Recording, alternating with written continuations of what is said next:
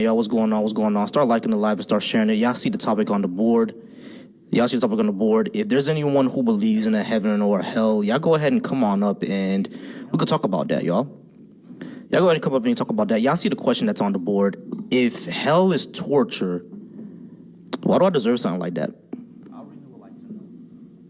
Y'all see the topic on the board, and I really would like to know if hell is torture. I really would like to know. Y'all see the topic on the board, and I really would like to know if hell is torture. Why do I deserve that? There are people who believe in a heaven or a hell or believe in a God or whatever. I don't believe in any gods at all, and according to many of the people who do believe in a God, that means that I will suffer damnation and internal fire and gnashing of the teeth and all that good stuff. But if hell is actually torture, why do I deserve that?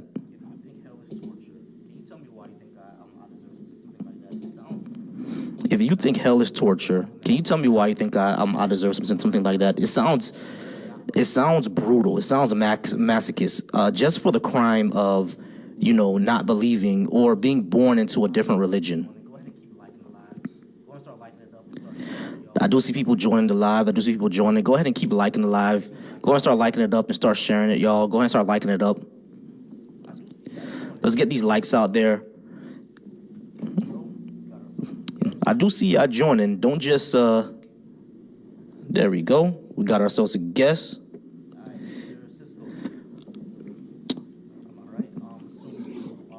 All right, Mr. Cisco. How's it going, man?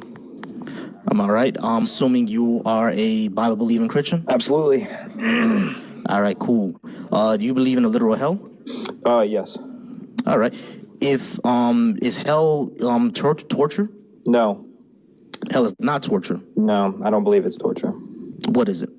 Well, from what I've understood, and this is a bit of my own interpretation, which I will admit, but from what I've seen from scholars and people that are a little bit better versed than me, hell is a place that people go, that God sends people to go from their sin into a place of the gnashing teeth, the lake of fire, to be destroyed, to be their soul to be not like tortured, but to be killed off, to be kind of gone. And it's kind of described by Jesus in Matthew, and I mean throughout all the Gospels, but when he talks about it specifically as the bosom of like Abraham is like where all the current, he talks about where some of the others are. And then he talks about how like hell in this right now state is like dry. And he's talking about how like one of the people was like, can I please just get like a finger of water, just a little bit of water? And I kind of went through that with a Bible study, and it was kind of talking about hell is this place like that. It's a place that your soul goes to die after the day of judgment, which hasn't happened yet, obviously. Okay, so you describe hell as give me 1 second. Salutations. I'm gonna bring you up in a few minutes. Let me just talk to Cisco first. All right. So what you mentioned is that hell is a place where your soul goes to die and it gets thrown into some sort of fire, right? Does my soul feel things? It could be like a metaphorical fire or a literal. I think Jesus used a lot of metaphors and like alliterations and stuff like that to make the point of that. But I think the overall point is that your soul goes to die there. Yeah. Your soul goes to die there. Does my soul feel things though? Well, you don't have a physical body anymore, right? It's where your soul goes to die. Like it's not like the physical body you have now. If you do have a body, it's not in the way now, because God never says that he's going to give unbelievers a new body. He promises that only to believers, right? So I would say like it's not like a physical thing now. Okay, so the entire imagery of the lake of fire and the gnashing of teeth, that's actually not going to happen. No, I think that is going to happen. I think that's how Jesus described it. The lake of fire is the place where your soul goes to die. Okay, I don't know if you ever felt fire before, but fire that hurts a lot. How long is it going to take for my soul to die? I have no idea. I'm not God. He doesn't describe that, but he doesn't say it's eternal. He doesn't say it's an eternal like thing. The death is eternal, but he doesn't say that is. So that's how I would say that. Okay, so for a temporary time, we're gonna get burned up. Hey, appreciate joining the team. We're gonna get burned up into this lake, and then what? Then our soul just goes away forever. So it's what people always fear death, and that is the incarnation of that. It's the eternal death. It is It is exactly, yeah, it's a darkness that you don't want to experience because it's not something that you can, you're no longer in existence. Okay, so essentially the same thing that happens before I was born. I would say yes, but I'm not certain. I would say yes, but I'm not certain. Yeah, I think that's a good way of describing it. Right. So I just don't exist anymore. I mean, that seems Yeah. like a pretty tame version of hell. But the part that more Well, it's concerns not, me it's is not tame. I don't want to like. Sorry to cut you off. I don't want to make it seem like I'm like this, that. No, it is a serious thing, and it is where you go to pay for your sin. Absolutely. I think that's what the Bible teaches.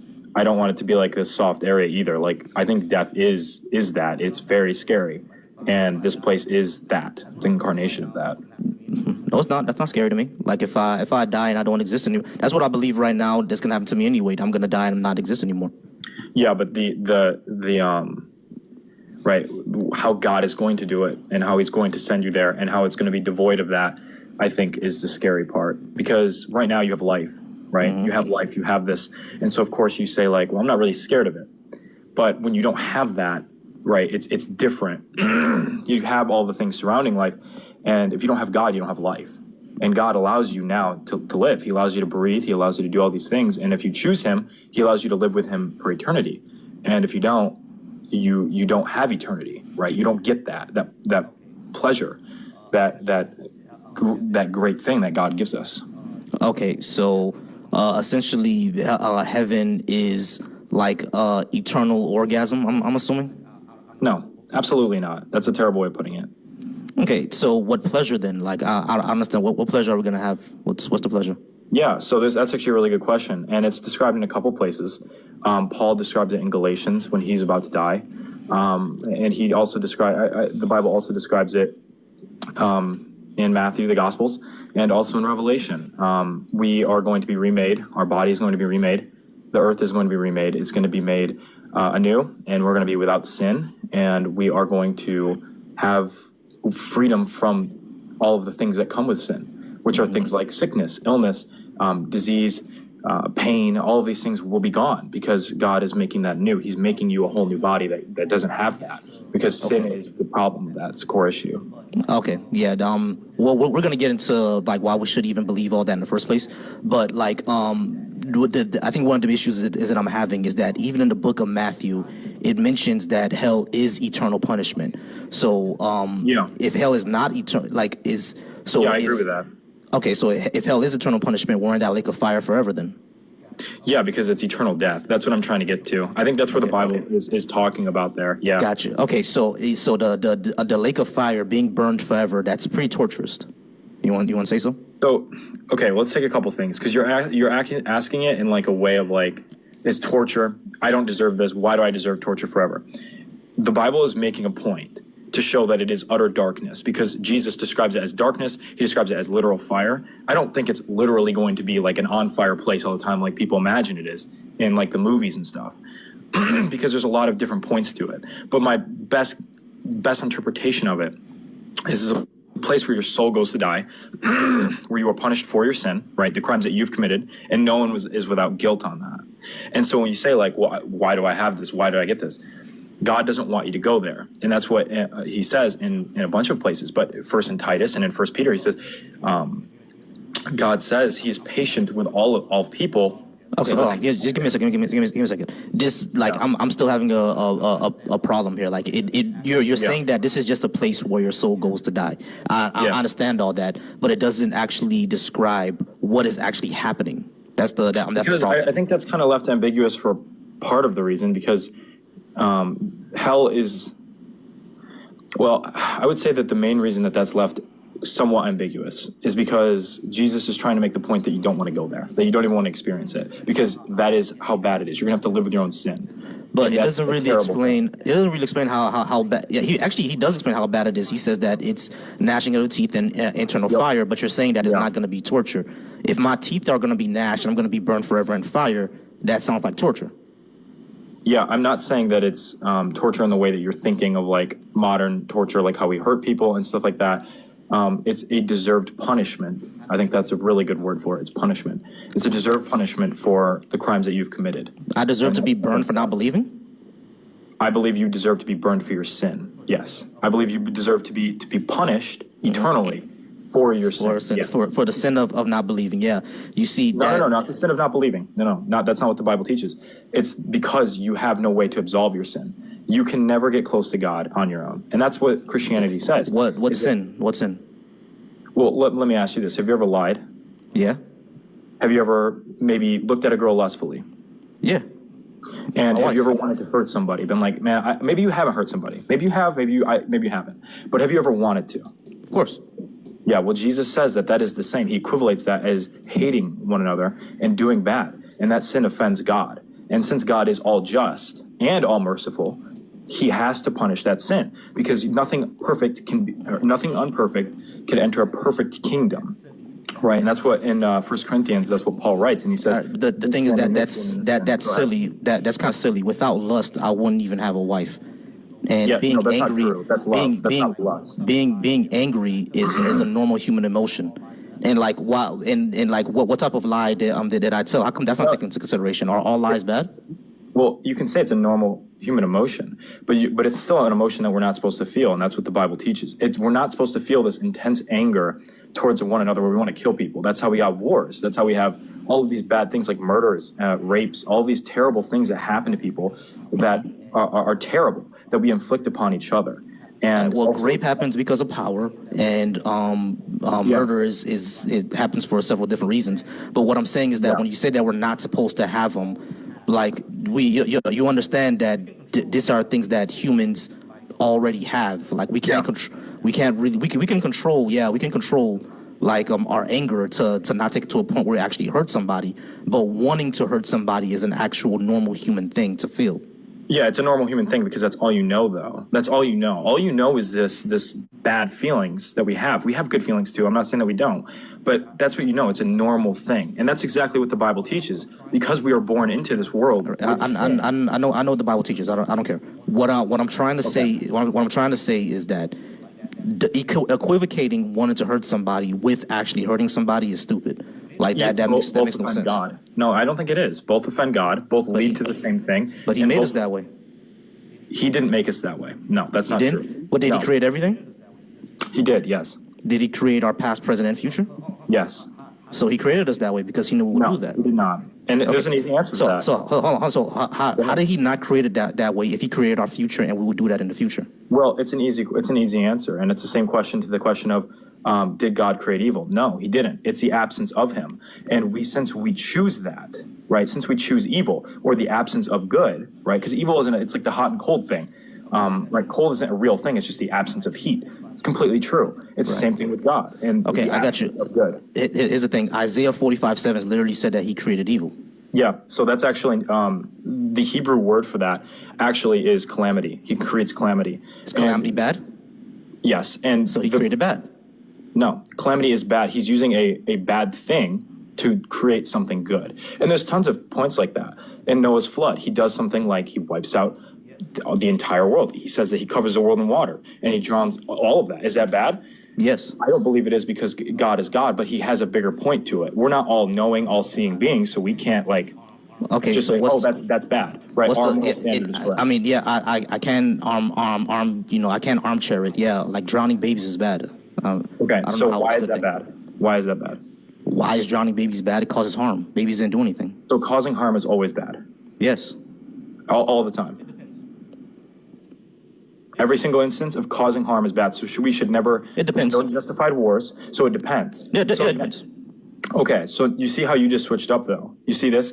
You see how you're now playing the role of judge. You're playing the role of where God does. This is why the Bible says that no one can judge but God. Bro, because now I you're don't care. I don't care what the Bible says. You keep going back to. I don't care what the Bible says. Well, that's where my the- beliefs bro, stand. That's where I understand. that's where the objective truth stands. I understand where it stands, but it's not objective truth because the Bible has lies in it. But It the does not have problem any that lies in it. That's completely false. oh, it doesn't. It does not have a lie in it. But back onto my point. Can a whale swallow a human? Okay, so like I said, that's not a lie. Can a whale even swallow a if it is- human? Even if it is a story, which I do believe those stories are literal. Right, but can a It still whale is swallow a human? Okay, like I said, even if the story, God can allow that to happen. He can. I'm do just that. asking for a yes or no, bro. Can a whale Yes, swallow a God human? can allow that to happen. Yeah, absolutely. Okay, no, a whale can't swallow a human. Their throats are not big enough. Even if that's the case, God can make it true. So let's focus on this. Okay. Okay, so God can make it true. Okay, if we're gonna go back to God can make it true, how can I just say that my God can make your God not true? What No. your God says not true? Okay, so who's your God? Olodumare. Who? Olodumare. Okay, so where does your God actually perform miracles? Right. Where does he have these things? Where does he have these things that he's done? He performed it in Haiti during the Haitian Revolution. Okay, A so group of slaves beat one of the greatest empires on the planet. That's a miracle. how is that a miracle? That's not what a definition of a miracle is. The definition Sure, of a miracle is something sure it that is. cannot be explained I'm sure. Yeah, through that's normal logic. yeah, that can't be explained. A whole bunch of illiterate slaves beating the greatest empire on the planet.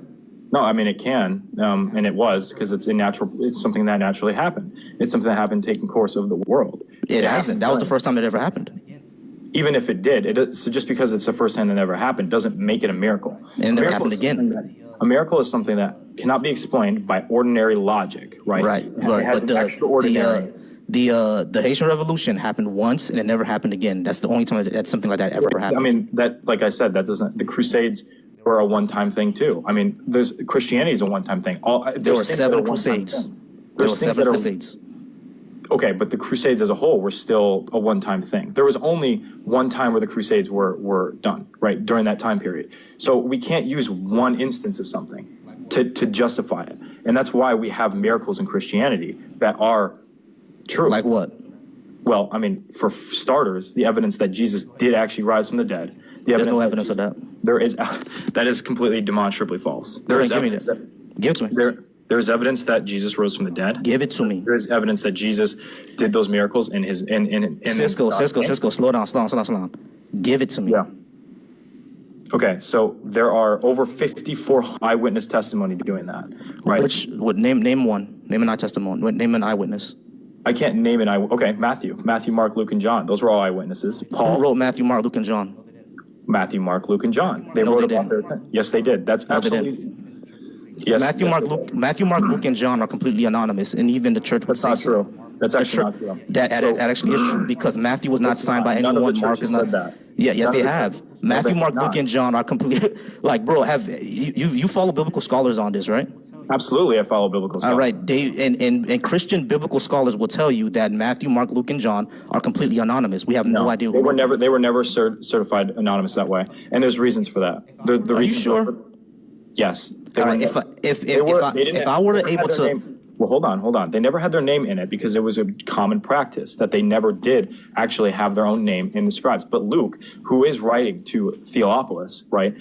We very clearly know that Luke wrote that because he was one of the only people that Theophilus talked to, and that's how we have the Gospel of Luke. Luke went around and asked all the different eyewitnesses, right? And that's how we have the Gospel of Luke right there. So, I mean, yeah, I Right. absolutely believe that. Right, I understand that it's written to Theophilus, right? But Yeah. like that doesn't mean that only Luke wrote it. That you're saying that only Luke know a person named Theophilus?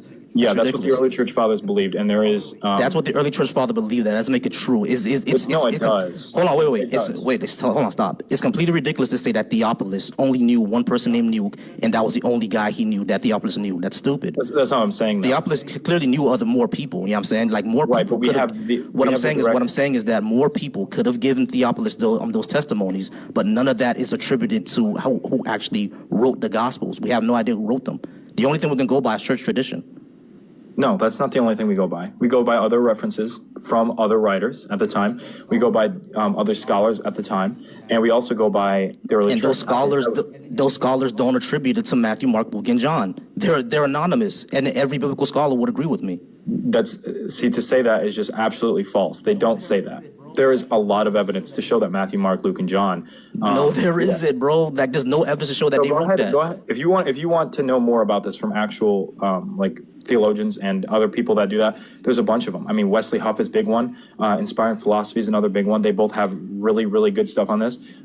Bishop Yeah, Robert and- Barron has done stuff on this. So has what's his name?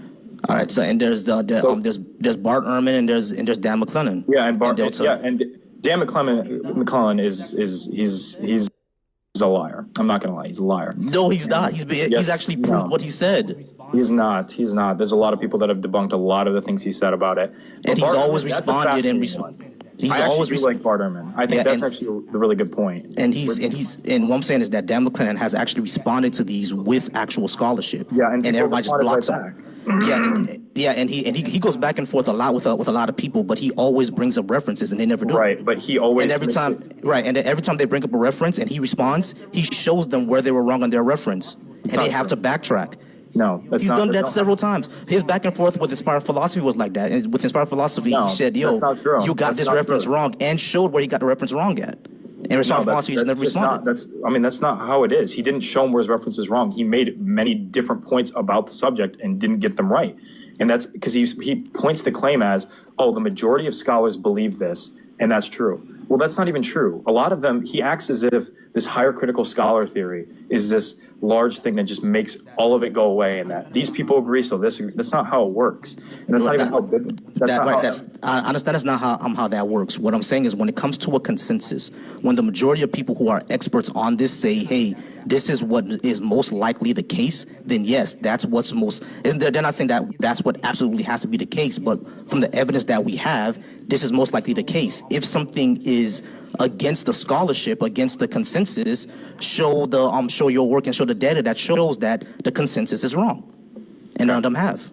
So there's a lot of evidence on this. I've said that, and I mean I can recommend more people, but that I don't think that you really care about that. If you want to talk about specifically what God is doing, God is real. God is absolutely real. Okay, prove it. You exist. You have consciousness. You have. That doesn't prove anything. Absolutely does. Okay, you exist, so Olodumare is right. No, Yes. I'm not. I just said God. God in general. I mean, if you don't even believe in any God, No, it's not the Christian God. It's Olodumare. Sorry about but you don't believe. He was removed. I think there was a Panther clause. All right, yeah, he was removed. Sorry about that. He was removed. I think there was a Panther Claw, right? Did a Panther Claw come through? If a Panther Claw came through, that's why he was removed, y'all. Do apologize that got cut off early, but we're gonna go ahead and move on to our second person, Corky. You there? I didn't notice that I got a Panther clause, so I appreciate you. I didn't notice that. But Corky, you there? Hey, Jonesy, I appreciate that. I didn't notice that I got a Panther Claw, so I appreciate you. I didn't notice that. But Corky, you there? Oh, yes, I am. Hello. How's it going? You a believer? I wanted to talk to the other guy. I had some claims and points I wanted to make, but I thought you had my mic muted, but it was just me the entire time. So Not a problem. Hey, sorry about Yeah. that. I appreciate you. Sorry about that. no problem. No problem. You can stay up if you want. Chill in the wasteland. You there? What's up? How's it going? Are you a believer? Believer in what? Any type of religion? Yeah. Cool. Which one? Do I have to disclose it? Yes, because this is about hell, so it's really about discussing around the Abrahamic version of religion. Are you within the Abrahamic worldview? I believe in a creator. All right. Believe in a hell? Yeah. Okay, cool. Is the version of your hell torture? Oh, absolutely. Why do I deserve that? Let me ask a clarifying question. If I don't believe the same Well, it depends. Actually, I'm sorry. Let me ask a clarifying question. If I don't believe the same way you believe in the God that you're describing, would I go to this place of internal torture? Depends on the reality you create. It depends on the reality that I create. Yeah. I have no idea what you mean by that. So I believe heaven and hell are created from within. Okay, so that means that this is stupid. We don't create reality, bro. Like reality just here and we live in it. No, you do create your own reality. How so? Well, your belief and moral system guides you, right? So if you lie, cheat, manipulate, steal, and hurt people, you're going to create hell for yourself. You create that reality. Oh, so you're talking about like a more like a esoteric version. If I'm nice to people, they'll typically be nice to me. If I go out and harm someone, I'm gonna get in trouble for it, et cetera, et cetera.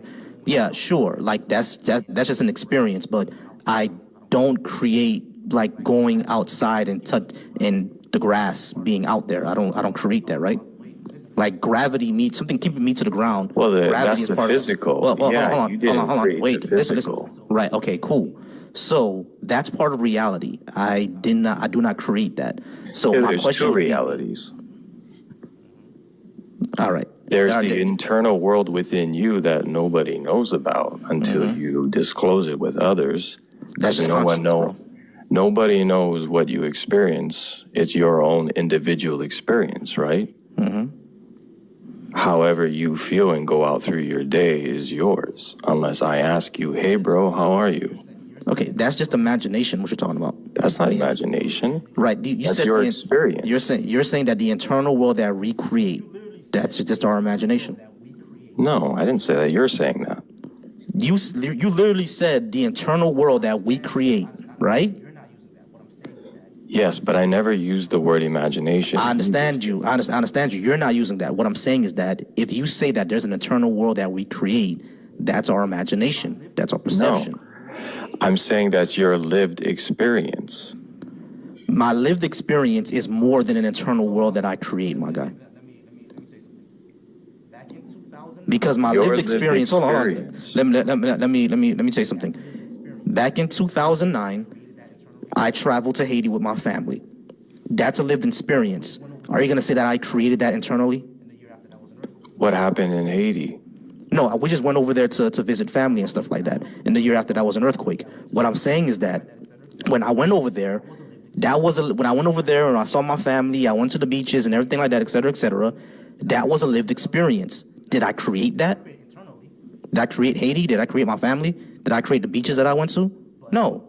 It's not created internally. Did you have a good time with your family? Yes.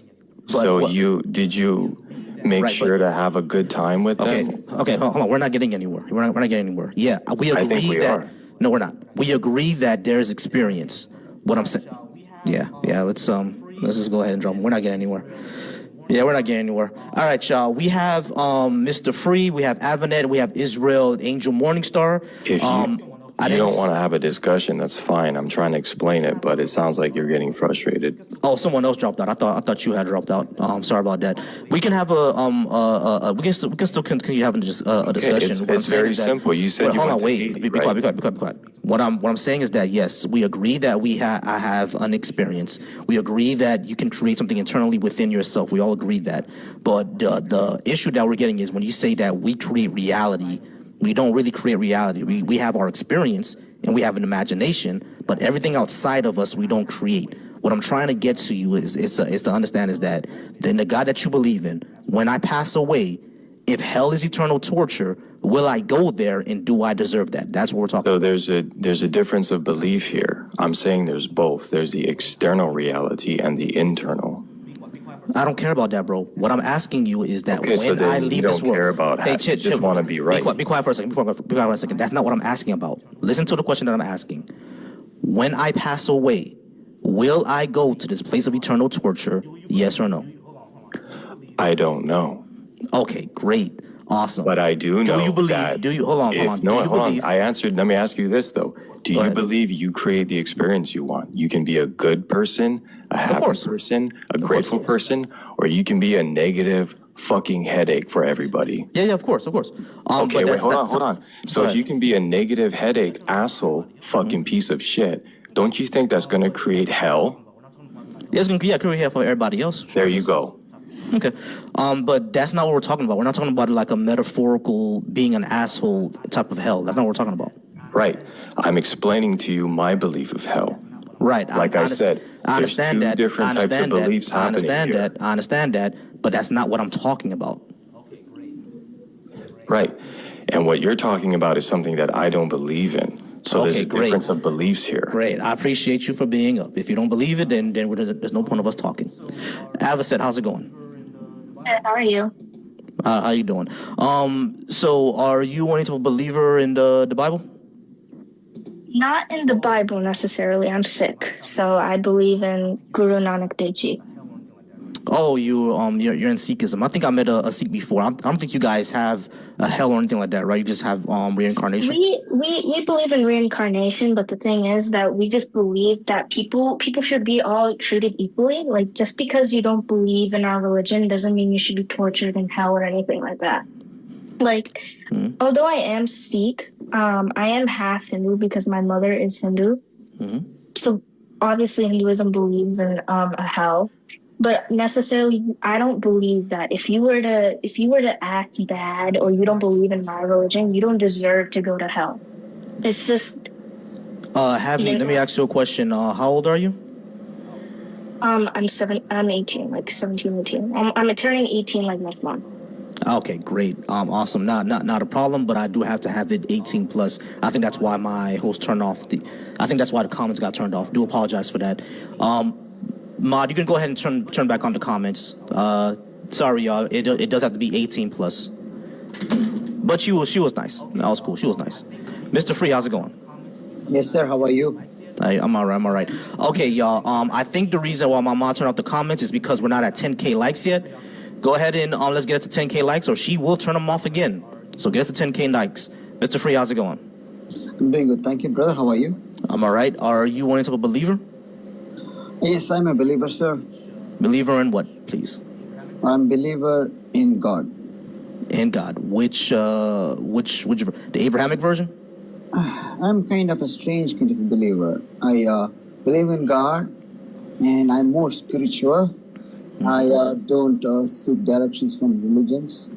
I go by personal experiences, and I'm a very in tune person with God, nature, universe, life, etc. That's my course in direction, sir. All right, cool. So, do you believe in a concept of a heaven or a hell? Yes, sir, I do. All right, great. Give me 1 second. Hey, I am on YouTube right now. I appreciate Michelle and Michelle being on watching me on YouTube. I appreciate you both. Keep watching. All right. So you are a believer. You said in hell, correct? Yes, sir. All right, cool. Is hell a place of eternal torture? Could be, sir. It could be so. All right. If hell is a place of eternal torture, do you think I would go there for not believing the same way you do? Sir, I hate to say you that you and I are stuck in that place. I'm not sure what you mean by that. I hate to say this, but you and I are stuck in this place called hell, which is right here. And the torture that you're going through and I'm going through is real. Oh, so hell is itself. I mean, so Earth itself is torture. Is what you're saying? This is hell. Where we are right now, this is hell. And whatever torture you're going through is well deserved, both you and me. All right. So we deserve the torture that we're going through right now. Yes, sir. Why? Because we opted for it. When do we opt for it? Every action you have done in the past has consequences. Every action I've done in the past has consequences. Understood. Everything that you are right now, every suffering that you're going through right now is a consequence of your actions and your actions with you. And if you didn't opt for it, who did? Okay. I'm very, very lost right now.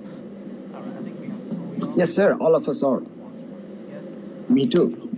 Cool. All right. I think we have a troll, y'all. So I'm gonna go ahead and move on to our next guest. I appreciate you up here being Mr. Free. Israel Angel, you there? Yes, sir. How you doing? I'm all right. I'm gonna take it that you are a Bible-believing Christian. Is that correct? Yes, sir. Cool. So is hell eternal torture? Yeah. Well, Deuteronomy speaks of different levels of hell, right? So, I think the fires are reserved for this the very worst. There's many places that, in different severities of torture, I would say. Okay. Hell is torture then. Will I go there for not believing in your God? that's a tricky question. I think the way I understand it is that we would go to hell for denying Jesus was our blood sacrifice. We'll go ahead if we deny that Jesus was a blood sacrifice. Now, Yeah, if we don't believe in Jesus, okay, cool. I I don't believe that's when. I don't believe in Jesus. I think he was just a regular guy. So am I gonna go to hell for that? Yeah, he very well could. Yeah, it could be. Could have been. Very well could have been. All right, cool. We have too little information to go on to really understand, what's really going on. Okay. You understand? All right. So just for clarification, if I deny that, or if I don't believe that Jesus died for my sins, I will go to hell, right? Well, Jesus did pray that he said, "Forgive them, for they know not what they do." All right. I understand this, but I kind of need just a yes or a no. Thank you very much, M. I just kind of need a yes or a no. If I don't believe in Jesus, I would say no. I would say not in the way you're. No, no. All right. So I don't think God's like that. I think God's more. I think the church made up I think the church made up the severity of hell, made it a lot worse than it really is. I don't think I know God's not like that. The creator of the universe, it didn't create us to put us to torture us for eternity. That's just doesn't that's not no. Oh, so you believe more in annihilationism? Give me 1 second, all right, spiritually. So you believe more in annihilationism? I haven't heard that. What is that? Annihilationism is the concept of that. What is that? Annihilationism is the concept of that after we pass away, even if you didn't believe in God, you just disappear. Like your soul doesn't go anywhere. You just disappear forever. You're just dead. Is that what you believe? No, there's I don't believe, when we die, I believe that we don't lose a moment of consciousness. We're just not alive here no more. We still have all our memories and our thoughts, and God has no need to send us anywhere. In a way, that God was right when he said hell is in the mind, because God can make us believe that, just by a blowing leaf, that all of hell is after us. He can make us believe what he wants. Hey, shout out to Dr. Joe, y'all. Dr. Joe's in the comments right now. She is a doctor of psychology. Please follow her. Great content. But Israel, I'm just I'm struggling to kind of get clarification from you on this, because my only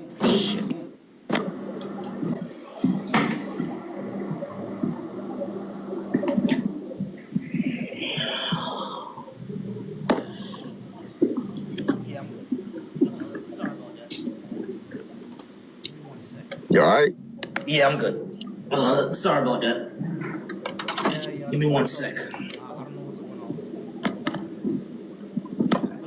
Yeah, the phone fell again. I don't know what's going on with this thing. It's all right. Sorry about that. Yeah, the phone fell again. All right, so I'm just trying to get clarification from you on this, right? Because here's what I've always understood while I was in the church, was that if you don't believe in Jesus, you will go to a place of eternal damnation and torture, a place called hell. So what I'm asking you is that you're saying that you don't believe that that's an actual thing. You don't believe that God sends us to a place of eternal damnation and torture. We just die and that's it. I would call it the world of the dead. If you're not pure in heart, I would call it the world of the dead, where everybody would go to. They would be separated from the Creator. All right, cool. So we're separated from the Creator. In that place of separation, is there torture, or are we just chilling in the back room? Many different levels, many different places to go to. There's many different places to go to. So depending on the severity of your crimes, the worst of the worst, there is a possibility you could see the flames. I can't say for sure, because I don't have that in me. Maybe the Hitlers or the Stalins and the serial killers, they may see the flames, but I don't. Even that would be a horrible thing to do. I don't think the Creator would do something like that. Okay. I mean, maybe. So you believe more in purgatory and annihilationism. Like me, someone who doesn't believe but doesn't harm anyone. When I pass away, I'm just gonna be like in a waiting room reading magazines and shit? Like, is that gonna I be think my afterlife? I think we're in hell's waiting room right now. You know, you know what? You know, I kind of believe, you know, since if we believe that Satan was put here because of the things that he did, you know, why are we in the same place that he put his very worst enemy? Why would we be with the enemy? You know, it makes you think that, you know, there was a life before. You know, there is evidence in the Bible that speaks of that we were alive before, you know, before the foundation of the earth and all that kind of thing. All right. All right, Israel. I believe the next life is not all. It's not going to be. It's just not going to be like a very good place to live. You know, it's going to be like here. There's going to be like places to live. Okay, so the afterlife, so quote unquote hell, we're just gonna go ahead and go back to Earth, and just like live in like what, like a kind of more boring version of Earth. Darkness, gloomy, smoky. Okay, so we're so when we die, y'all, we're going to Alaska. That's basically it. That's what we're gonna do. We're gonna go to Alaska. All right, y'all. So how's Alaska? In regards to you're going to have a place to live. All right, y'all. We're gonna go ahead and move. All right, cool. All right, y'all. So hell's Alaska. Appreciate you being up here, Israel. All right, y'all. We're gonna go ahead and move on to the next guest. Beckham's, if you think that he doesn't know anything about the Bible, you can go ahead and request, and I'll speak to you right after my last these next two guests. Spiritual I'll Awakening. give How's up it my going? spot for him. I'm sorry. Go ahead. I'm telling you, I'll give up my spot for that dude, Beckham's. All right, cool. No, that's not a problem. Beckham's But come up. we'll see if Beckham's will come up. But Spiritual Awakening, let's go ahead and I'm assuming that you're also a Bible believing Christian. Yes, I believe in the Bible. Cool. Do you believe hell is a place of eternal torture? Yes. Will I go there for not believing? Oh, okay. So yeah, I'll be up there in heaven. No. With y'all chilling. I won't go there for not believing. Oh, okay, cool. So yeah, I'll be up there in heaven with y'all chilling. You know what I mean? Because I didn't believe. Is that it? What's gonna happen? Well, no. That's not what the Bible says. Okay. Well, will I? What will happen to me? It says that there is people that have the law written in their heart. Okay, so people don't have the law, but it's written in their heart, and they follow the law. Maybe I was. I don't think you really understood my question. Maybe I wasn't clear. I'm sorry. Maybe I wasn't clear. My question is that if hell is a place of eternal torture, right? We both agreed on that. That's what you said. I'm asking you, will I go there for not believing? You said no. So my question is, No. what actually happens to me after I pass away? Do I go to heaven with the rest of y'all's, or am I chilling in the back waiting room, or do I Do get you follow the annihilated? law in your heart? I don't know what that means. You don't know what that means. No, I don't know what that means. What does that mean? Okay. Do you give to charity? Yeah, sure. Yeah. I get the charity. Three of You them have actually. pity. Yeah, of course. Like my family's from a third world country, and the people who are still there, Okay. I have a lot of pity for them. Okay. Do you feel bad for people? Empathy? Yeah, I have empathy, of course. Okay. Let's see. But these are things that everyone has. Every human. Well, typically, I would say that there are humans who No, don't have not every compassion. human Hold on, wait. has this. Listen. I know. I said typically. Typically, not every typically, like most human beings have empathy and pity, and I think a few people give to charity, et cetera, et cetera. Like, what I'm saying is that if that's the case, then basically almost everyone on this planet follows the law that you're talking about. So are we all going to heaven? No, Okay. I know most people. not at all. And here's the thing. I get you, right. Like people that do not have empathy, they do exist on this planet, right? But the majority of people on this planet, if there's 7 billion humans, I would say 6.5 billion humans all have empathy, right? Most people have empathy. So 6.5 people, 6.5 billion people are giving their shirts to other people. No, of course not. That's not what I mean. No, of what I course mean not. what I mean is that when it comes to being charitable, when it comes to having empathy, when it comes to having pity, the majority of humans have these qualities already. So if that's the quote unquote law that you're talking about, then that would imply that we don't even need to be part of this religion and we're all going to be going to heaven. Is that not true? Well, let me ask you something. Sure. All right. If there was a blind man begging on the streets, would you give to him? Of course. Would you give money? Of course. Of course. If I had it. Yeah, of course. If you had it. Now, how many other people would do that? I mean, It depends because we've seen social experiments with this before, where in at least in the United States, where if it's a white disabled person, they get help, but if it's a black disabled person, they get either pushed over or ignored. well, So it you depends. know what? Where I'm from, it's nobody's giving anything, and that blind man goes to jail for begging. Guys, I do have a lot of requests. Yeah, that really sucks. Give me 1 second. Guys, I do have a lot of requests at the moment. Jay Murphy, Ricardo, Amazing Family, Shaw Logic, Lewis, and Morgan. I do see you guys all in the guest request box. I'm gonna get to you guys one at a time. Just give me a few minutes. I'm gonna cut the time down to about 10 minutes each guest, just so I can get to everybody. Okay? So I'm gonna bring you guys up one by one. Jay Murphy's gonna be next, and it's gonna be Ricardo, Amazing Family, Shaw, Lewis, and then Morgan. Unless you have to leave or anything like that, go ahead and let me know, and I'll bring you up. Just you guys give me a few minutes, all right? So Spiritually Awakened, we have about 2 more minutes left, and then I gotta get to the young. Okay? Do you wanna wrap up with anything else? Yeah, I have 2 questions. Sure thing. Number one, first question, is it the human race? Do we live in the human race? Do we live in the human race? Yeah. Yeah. So we live in a human race. Yeah.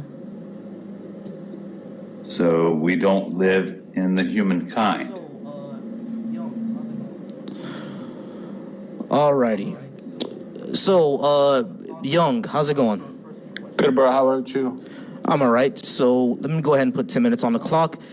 First few question: are you a believer? Yes, I'm a Muslim. You are a Muslim. All right. I think hell is a thing in in Islam. Is that if I read that right? Is that correct? All right. Cool. If I read those verses in the Quran correctly, me not believing means I will be going to hell. Correct?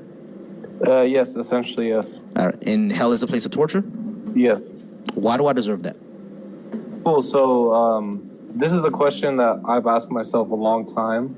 And after doing a lot of research, the Quran actually mentions this specifically. So us as human beings, before we came to this earth, we were actually given the choice. Either we can be an angel, where we have no free will whatsoever, and therefore we wouldn't be able to go to heaven or hell, or we can be a human with free will. And God asked us before we were brought into this earth. And you and I agreed to that. We agreed to the test of being on this earth. So essentially, the way we view it is that this world is nothing but a test. So we're being tested, whether we would believe in God, whether we would do good for people, whether we wouldn't harm others, to see if we deserve to go to heaven, which is a place that angels aren't able to live in, so we're above angels. Or we go to hell so that we're below angels. So it's a test that you and I agreed to partake in before we came to this earth, but obviously we can't remember that, because what's the point of the test if we remember getting asked that question? So That sounds very convenient. yes. Okay, so here's the thing. So the test is whether we would help other people, whether we would be good people and love each other, and whether we would believe. However, I think we all realize that we can love each other and help other people without believing, right? Definitely we can do that, but I think what's even bigger than that, especially for God, for us to believe in him, to believe that he exists. Because Why, though? I want you to picture this, right? Sure. Let's say you have a son, and you give him the best life possible. You give him, you send him to the best school. You give him anything he wants. You give him basically what God did for us. He gave us life. He gave us this body. He gave us this earth. He gave us everything. And imagine that son just doesn't acknowledge that you exist. Would you say that that's evil? No, he's being an ass. But I won't say it's evil. But like I think the problem with the analogy is two things. Number one, my son would actually know I exist in the first place. But the second thing is that like God or Allah, as they call it in your religion, like he didn't really give us a good life. Like this world is pretty shitty. You know what I mean? Like 75% of the substance that we need to survive is poisonous to us. Like it's not a good world that we're living on. Like everything on this planet is constantly trying to unalive us. So I'm not sure how we living in this great world or how it would show that he exists. Those are the two things that I would say. Definitely. Well, it all depends on your perspective. Obviously, there's bad parts of the world and there's bad parts about being alive. But overall, I think that it's a very positive thing to exist rather than not to exist. You know, for me, I would choose life over death any day, which is the reason why we're all here and we're alive right now. Because we choose to be alive, right? We have My bad, go ahead. Yeah, we have the choice to live. And each one of us that's listening to this right now, we choose to be alive. So obviously, there's something to gain for us. Something we enjoy out of life. Of course, there's bad parts of it. But also, I think you're too focused on hell. I think heaven is a beautiful topic as well.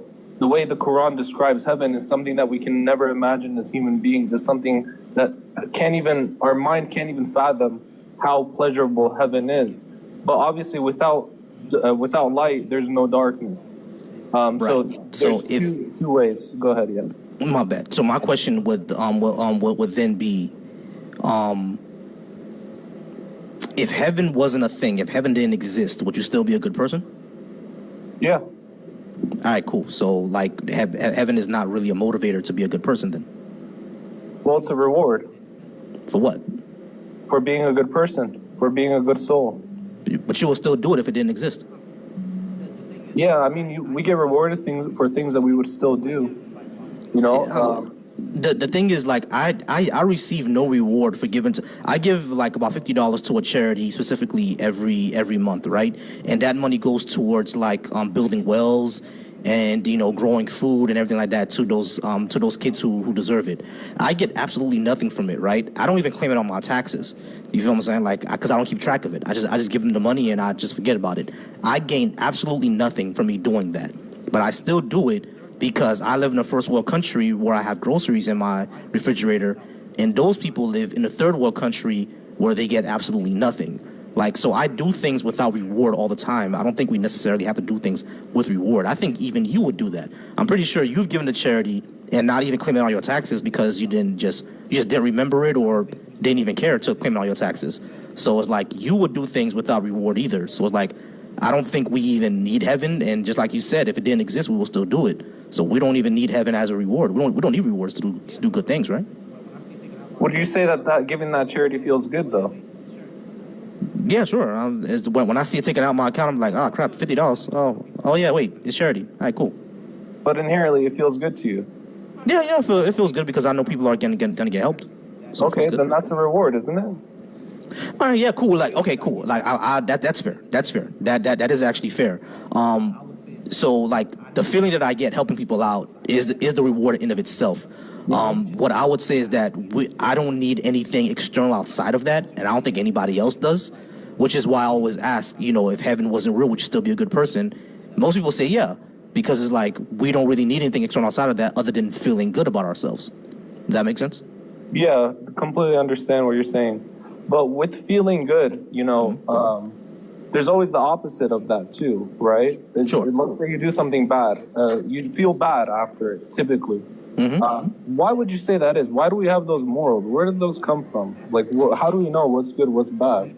That just comes from straight up empathy. You know what I mean? Like, as a social species, we don't like causing harm to others. Like, it's something that we do not prefer because, like, once you do that, it breaks social cohesion. Yeah, I mean, and every social species is like this. If you look at elephants, if you look at dolphins, if you look at capuchin monkeys and chimps, even at mice, like they don't like to harm other people, and even they have like a system of what equality is and stuff like that. Yeah, I mean, they don't like to hurt each other because it breaks the social cohesion. You see what I mean? So it's like that's where empathy came from. And over time, as a social species, if we're going to build and be around each other, yeah, it's best to not antagonize your neighbors. So we just build this feeling up, this emergent property of empathy to not hurt others. That's where I think it comes from. You might give me 1 second because we do have about 1 minute left, all right? Y'all keep tapping that screen. Shout out to Joyful Apostate. He's here. I appreciate Joyful Apostate that's here. Y'all go ahead and start tapping that screen, start liking it. I appreciate everybody who's here. Like I said, guests, I'm going to bring you guys one up at a time. We do have 10 minutes each guest. And I have 1 more minute with the Young. Young, I do have 1 more minute with you. Did you want to say any last thing? Yeah, I wanted to touch on what you just said. Sure. With a judge, let's say someone murders a child and then he goes to court and the judge gives them life in prison. Mm-hmm. Don't you think that judge has empathy as well? Yeah, the judge does have empathy. I'm sorry, ask the question one more time. If someone unalives a child and that judge gives them life punishment, does that judge have empathy? Yeah, they have empathy. Okay, then why would that person spend the rest of their life in jail? Because as a society, we decided that action is going to get punished with that life in prison. And wouldn't you think that the creator of this universe would be the most fair as a judge and give everyone what they deserve? Right, I would think so, which is why I'm asking this question. Because it doesn't seem fair. Well, he would know what's fair more than we do. Wouldn't you agree?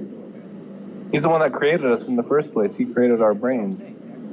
Right, so he would know what's more fair than we do. Yeah, sure. Like that's what I'm saying. That's the entire point of my question, because like from where I'm sitting at, me not believing doesn't deserve everlasting torture. Like it does. That doesn't seem fair. You know what I mean? Yeah, but at the end of the day, this world is just a test. You know what I mean? Like, nothing is really real in this world. It's very temporary. We live these 60, 70 years, then we pass away. Don't you believe there's an afterlife, an everlasting afterlife that exists? No, I think we pass away and that's it. But I do appreciate you being up, Young. I do got to move on to the next one. Hey, not a problem. You have a good one, all right? You too. He was a nice one, y'all. Young in the chat. He was a good guy. All right, Jay Murphy. I know you said that you had to leave real quick. Sorry that I couldn't get to you to now, but I do appreciate your patience. How you doing, Murphy? Murphy, you there? I'm gonna invite you to unmute yourself. You can unmute yourself. It's on the bottom of the screen if you see it. Shout out to Joyful Apostate who's in the comments, y'all. Shout out to Dr. Joe's in the yeah, I can hear you now. Okay, sorry. I'm not on my podcast setup like I normally am, so it's a little different right now. I'm not in the studio. So first of all, I just want to ask, are you a Christian? No. Okay, so one thing we have to stop doing with God is acting like we have a moral superiority to him. God is holy. In the Bible, it even states that Moses couldn't even look at him because of his glory. So he showed Moses his back. That's all he could see. So we got to first look at it like that. I'm a Christian and I believe, but there is a chance that I'm wrong. I'm going to be honest. We don't really know. God is so far beyond anything that we are. To expect to have knowledge that he has is just not going to happen. So when we act like we have a moral superiority to him to say why he does things, that kind of puts us in a place outside of really where we should be. So if there is a hell, there is no light in hell. Hell is completely black. They say it's torturous because we are completely disconnected from God, which is joy, love. Everything that we experience on this earth that is good is from God. Everything that we experience from that's bad is from the Satan, which is fallen. We do not know why Satan is down here with us. We have no idea why God let it be that way, why he didn't just kill him off. I can't answer that. And that's, as a Christian, as a Pentecostal Christian, that's something that we struggle with. But once again, that's where I have to have faith that he knows better than I. Now, once again, it's faith. Got you. Murphy, hold on. Slow down for me. Yeah. You came out running. All right, so I'm sorry, dude. I'm a Jesus loving man, dude. He's my everything, brother. All good. So is hell a place of eternal torture? It is, but hell has Well, no right in it. hold on. Let me just ask you a few questions. Go ahead. Right. So hell is a place of eternal torture. Yes. Will I go there for not believing in God or The accepting only Jesus? way you get out of hell if you don't believe is if you were never presented with the gospel. Let's say there's somebody on an island that's never heard of Jesus. They do not go to hell because Okay, got you. Hold on, Murphy. Murphy, hold on. Yeah, you're good. Go ahead. Y'all be coming out running. Give me a second. All right. So I was a Christian for at least 25 to 30 years, and then I reached a conclusion that that there's no reason for me to believe this, and it has no utility for my life. So I don't believe it anymore. So a person like me, I'm talking about, will I go to hell? But what changed your mind? I need to know why you changed your mind. I have no evidence that is true. Some of it evidently isn't true, and it has no utility. Now, if there is a God and he wants you to rely on faith, would it not make perfect sense to make it kind of hard to figure him out? You have to search for it. Why do I have to rely on faith? Well, because it's what he asked for. He says in the Bible, if you search, you will find. If you knock, I will answer. All right, but the problem is that if God is God all knowing? That's the first thing I'll say. Yeah. Okay. So if God is all That goes knowing, back to once saved, always saved. right, I got you. Now, hold on, give me a second. Yeah, go Now, ahead. So if God is all knowing, my question would then be, he would know that faith is a really bad way to do this, because you can have absolute faith in something and be wrong about it. Oh, absolutely. But Right. if I got to think how to say it, and it makes sense because God's complicated. But at the same time, like, we do have evidence that there are parts of the Bible that are true. We've proved there that King David was a Jesus. We don't know a whole lot about it, but we have proven there was a Jesus. Now, you can be like the Jews and believe that he was just a prophet that went against the Romans and then got killed for his transgressions. But we don't really know. It's 2,000 years ago, and, we really don't know. The one thing I can say, and this is where my faith comes from, and I'm going to be honest with you. I'm kind of like you. I wrestled with the same thought, and then I went to a Pentecostal church, and I thought these people had lost their mind. I'm like, dude, these people are crazy. If you ain't never seen people speak in tongues, the first time you see it, you think this is fake. There's nothing real about this. And then I had some things happen to me. I had a falling out. And I went into church and I prayed earnestly. Like I prayed earnestly. Murphy, I'm sorry to interrupt. Can you pause me real quick?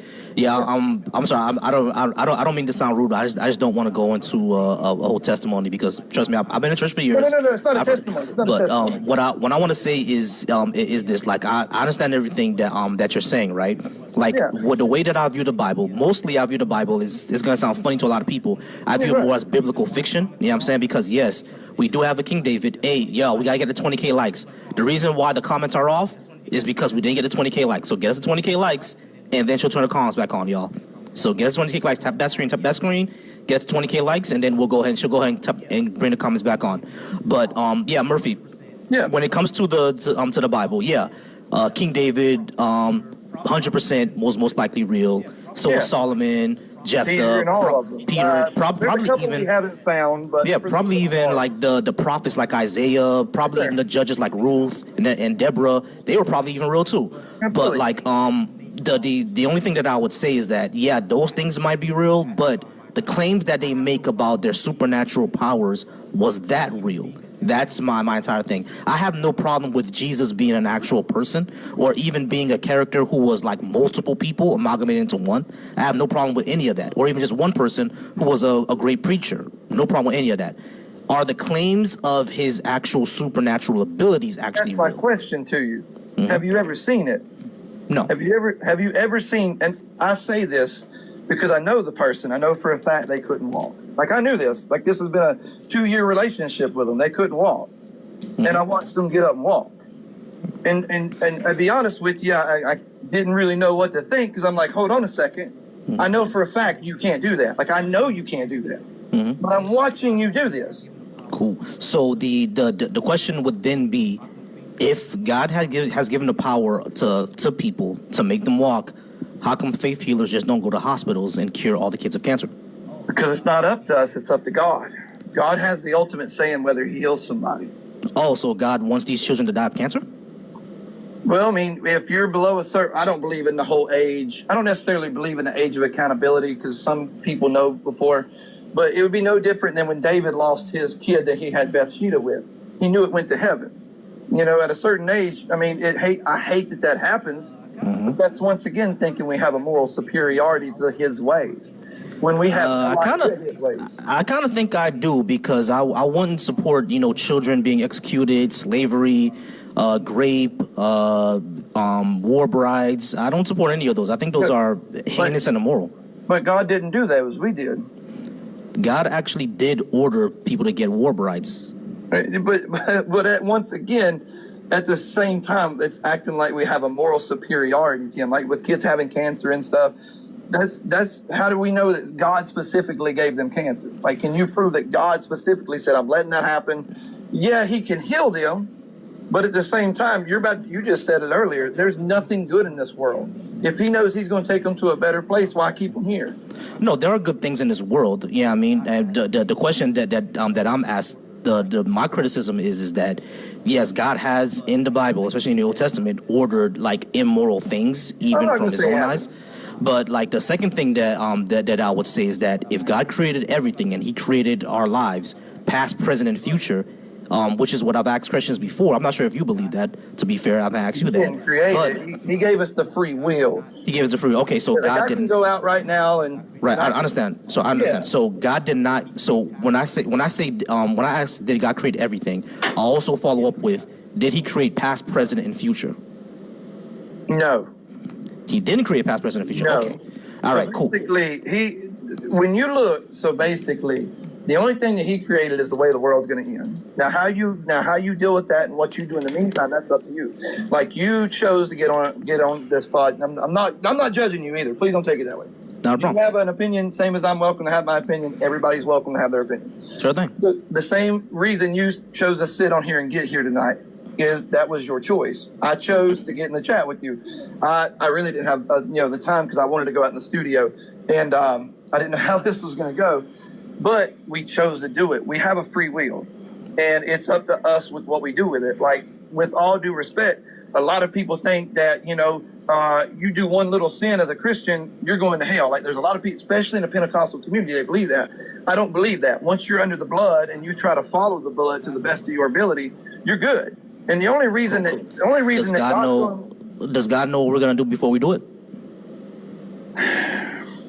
I think he has the ability to, but I think he keeps himself from that knowledge. That way it is fair. That's fair. I've said the exact same thing. That's the only way to keep free will intact.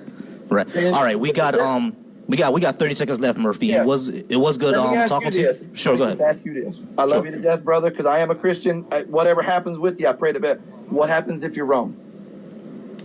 What happens if I'm wrong? What happens if you're wrong? Well, I'm wrong. But I don't think it'll be that simple. Right. The thing is, I will always ask, what happens if I'm wrong about what? Because your religion is not the only one that exists. I'm not saying it is, but what if you are? But what am I wrong about what? Like, because remember, you're not the only one. Hell, and what if there's no way out and you go to it? Well. Anyway, I'll give you a follow, brother. I appreciate you having me on, man. Not a problem, Murphy. You have a good one. Yes, sir. Take it easy, brother. All right, amazing. How's it going? All right, y'all. We're at 21.2K likes, 110,000 people in here. I said 100 people in here. I appreciate y'all. I do have a gift goal. I do see everybody who requested. I'm going to bring everybody up one by one. I give everybody about 10 minutes, and then I'll bring you guys up. We're going to go ahead and get through this, y'all. I do appreciate you all. I don't know where you all came from because I was on doing a politics live like 20 minutes ago. My mod can tell you. I was doing a politics live 20 minutes ago. No one was there. I switch it to religion. You're all here. So that's amazing. All right. So amazing. How's it going? I'm blessed and highly favored like you. All right. Appreciate you. All right. So I'm gonna put 10 minutes on the clock.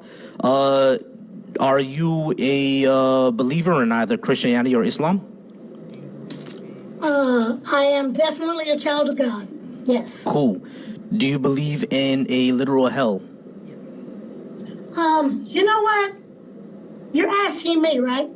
But yes, ma'am. If you could talk to Jesus, you would ask him, right? Yeah, but he's You dead. can talk So to Jesus face to face, you ask him, right? yeah, sure. Yes? Yeah, sure I would. Cool. Angels, bring him to heaven. Angels of the Lord, bring this man to heaven. And everybody on the call, bring him to heaven. Bring him to angel training, give him an appointment with Jesus so he can ask Jesus face to face. That's my job, is to invite you in. Yes, by your own admission, you said you want to ask Jesus. So tonight while you're sleeping, the angel will bring you to heaven and you can talk to Jesus face to face. Okay. I'm gonna ask you to do me a favor. Give me a follow. I'm gonna go to sleep tonight. If I don't have this dream, then what would that say? It's not a dream. Okay. It's not a So dream. if I go to sleep tonight, and I don't get brought to heaven, like how you prayed for, what does that say about your prayer? You don't have to say anything about my prayer. No, what would you think about your prayer if what you prayed for doesn't happen? Oh, well, I see what you're saying. I do this all the time. And people, I see them there. So I'm going to see you tonight. You're gonna Okay? see me tonight. Okay, do this. Angels, you hear my voice. You know who I am.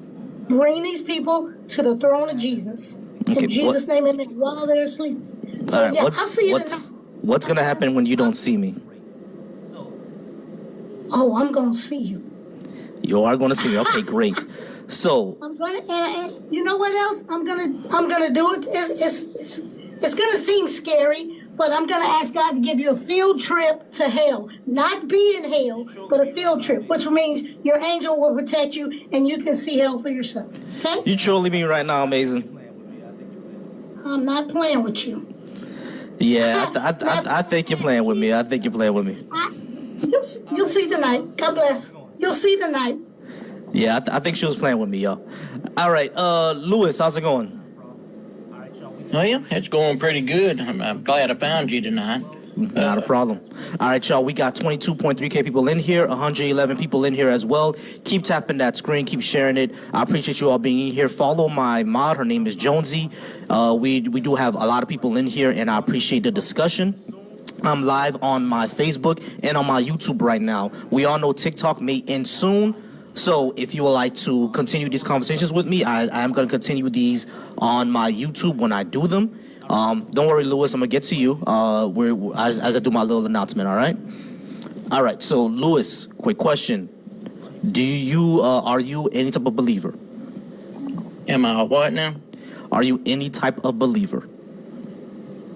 Yes, I guess you could say Christianity, but I don't like being called a Christian because I think they've given Christianity a bad name.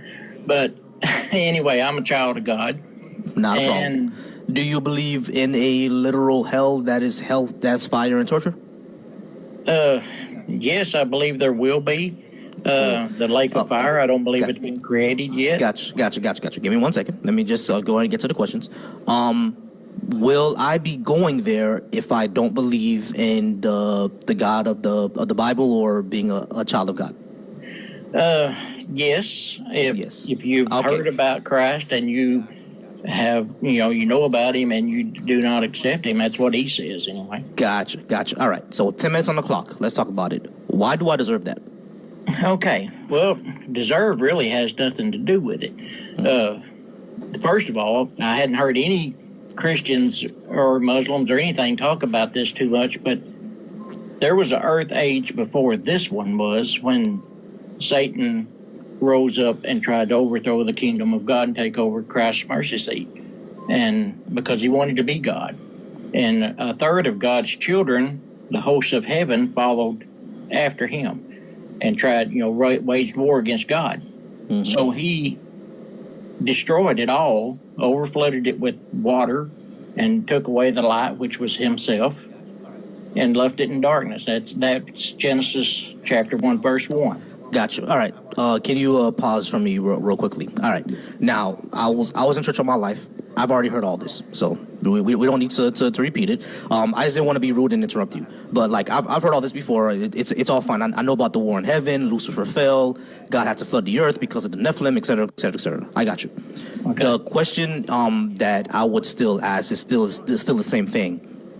If what sends you to hell, or one of the things that sends you to hell, is not believing, that punishment doesn't seem to fit the crime. So why should I be tortured forever for not believing in something that I have no evidence for? Well, basically, there is a hell, and everybody is on that road to hell. They just because of the evilness that happened, everyone is on that road to hell. And what God did was send His Son, Christ, of course, to make a way of escape from that. If you believe in Him and follow Him, and you have to follow Him. That's what most of them don't seem to realize, is that they have to follow His teachings and His commandments and serve Him. And that's the way out of it. He's not sending us there. We're already on that road, and He's made a way out. And He is the only way out. All right, cool. That's I appreciate. I get all that. I don't think it still answers my question. That being not believing and being tortured seems to that doesn't seem to fit. Why should I get tortured for just not believing? Well, you shouldn't have to, and you don't have to. Right. I don't have to. And the thing is, like, but I will if I were to pass away from this earth, still not believing, right? Yes, but if I laid down out on a railroad track and a train's coming, I don't deserve to get run over by that train. It's kind of stupid me staying there in the way. But if I get ran over, it's because I didn't decide to take the path out. And that's kind of like a person on their way to hell. They don't deserve to go there, but they got a way out and they won't take it. All right. Now, I get that, right? But I think it's basically an unfair analogy. The analogy would be more of like if a firearm was put to my head and someone said either give me your wallet or I'm gonna pull the trigger. Like that would be more of the analogy that we're going for here, because right now, God is just saying, if you don't love me and believe me and worship me, I'm going to torture you. Well, yeah, but you have the option of giving them your wallet and leaving. Right, So, right. But why would you not do it? that's not a very, you understand that's not really a loving thing. That's a hostage situation. Yeah, but God is God, and who am I to judge if He's right or wrong? All right. I mean, so they're like, I guess I just gotta take you through it. You actually never questioned the morality or the ease of this, right? Like none of this would be if he were just to show that he exists, because the reason why I don't believe, a lot of my audience doesn't believe, is because I have no evidence that this thing is actually real. If he were to actually show that himself to be real, that would just solve the entire problem right there, wouldn't it? Oh, yeah, but the thing is, like one of them said a while ago, it is based on faith. And faith is the substance of things hoped for and the evidence of things not seen. Yeah. So I've seen the evidence of God in my own life. I mean, and I can't, there's no way that any Christian or me or anybody else can prove that there's a God. We cannot do that. It comes from inside out. And if He comes within me, which He has, His Spirit living within me, I've felt His presence. I know He's real. I have no doubt. And I can't make you see that, and I can't make anyone else see it. They have to experience it for themselves. And I went to church for years and never felt it. But when I decided to quit listening to the man and his theologies and had sat down with just me and God's Word and Him, and let Him show me, then I see things other people don't, and they think I'm crazy. Let me ask you a question, Lewis. I've heard the same thing from people of other religions. Wouldn't that make theirs true? If it's the same God, yes. Why does it have to be the same God? Because I've heard, people experience things in Islam, and people experience things in Hinduism, and people experience things in African traditional religions. They've all experienced like exactly what you're talking about. So wouldn't their religions also be true if that's the case? It depends on who the God is, because there are demonic forces out there that pose as gods as well. Which And what it's hard to tell the difference, and I can't explain how to tell the difference. are the gods of Know that you know. Are the gods of voodoo demonic gods? I would say yes. I would say so. Yes. Why?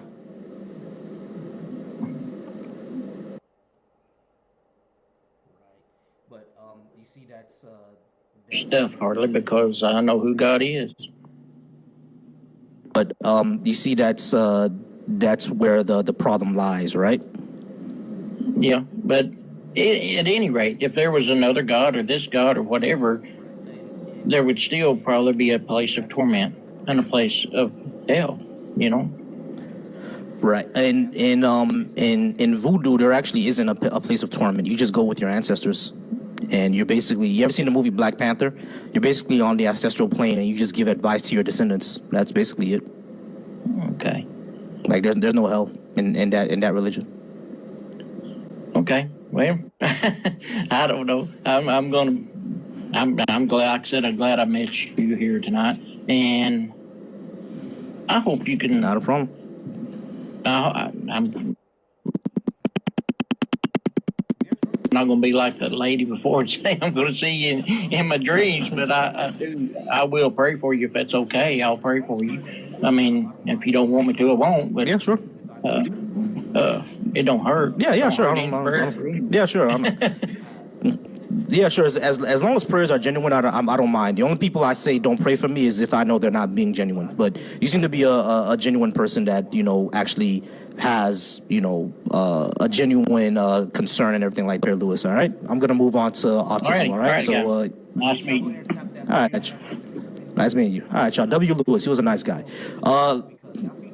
Again, y'all go ahead and tap that screen. We have 100 people in here. I think I'm gonna be doing more religious topics because y'all seem to love this. When I was doing politics, ain't none of y'all wanted to show up, and all of y'all showed up now. So I appreciate y'all being in here.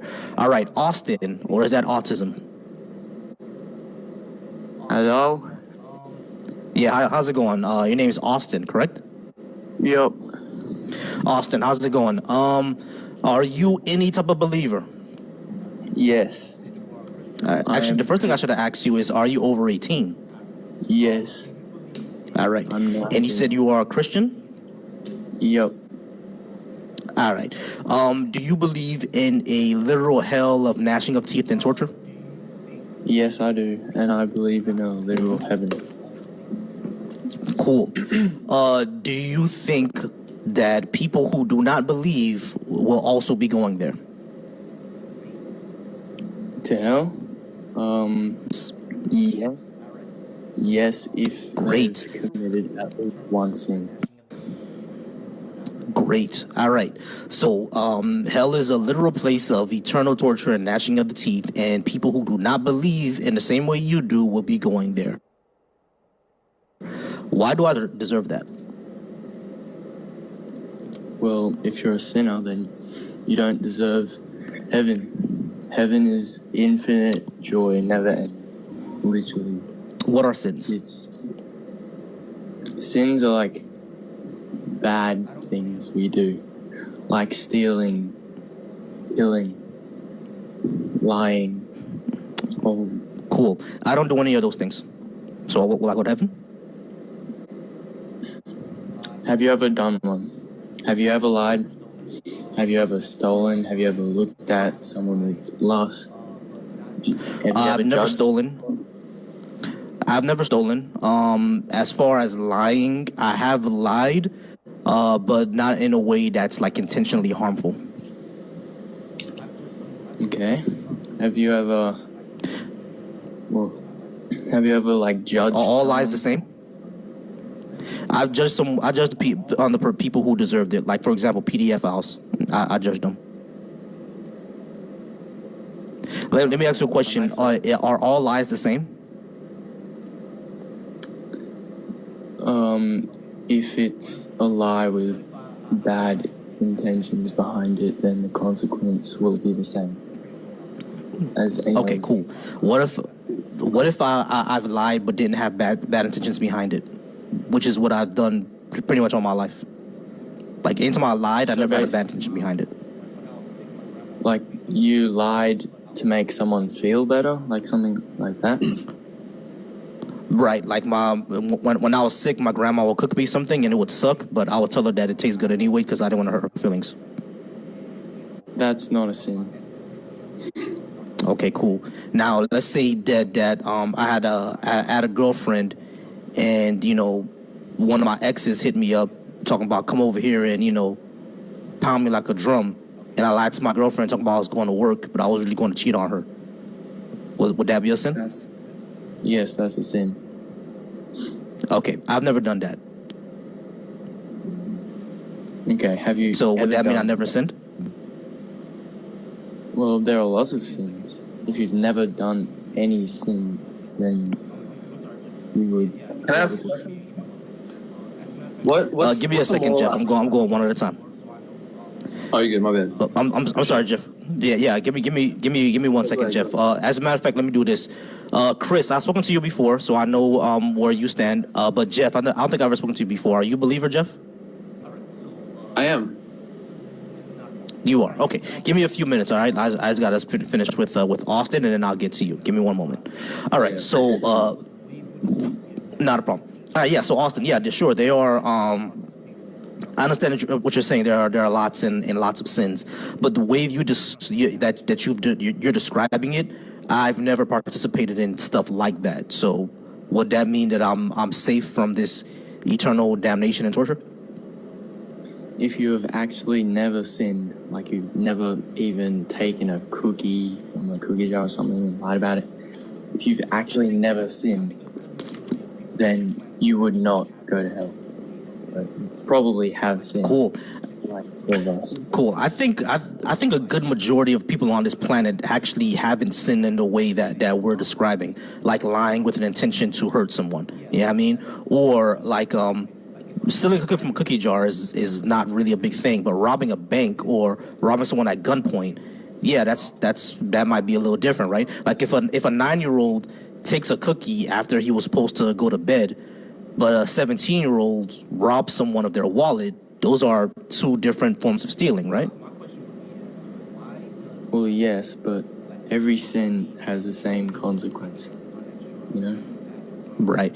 My question would be as why does like let's say my mom's cooking and a person being 25 and having a weapon and traumatizing someone at gunpoint to steal their wallet, why do those two things have the same you said, I forgot a word you used, the same result?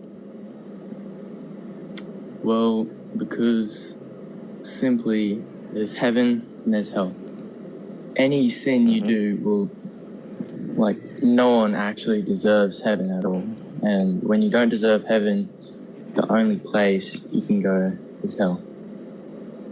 Let me ask you a question. If heaven didn't exist, would you still be a good person? I would try to be. Right. So, like, I think most people would. So, heaven is not really a motivation for anything or a reward for anything because we will all still do it whether or not it existed.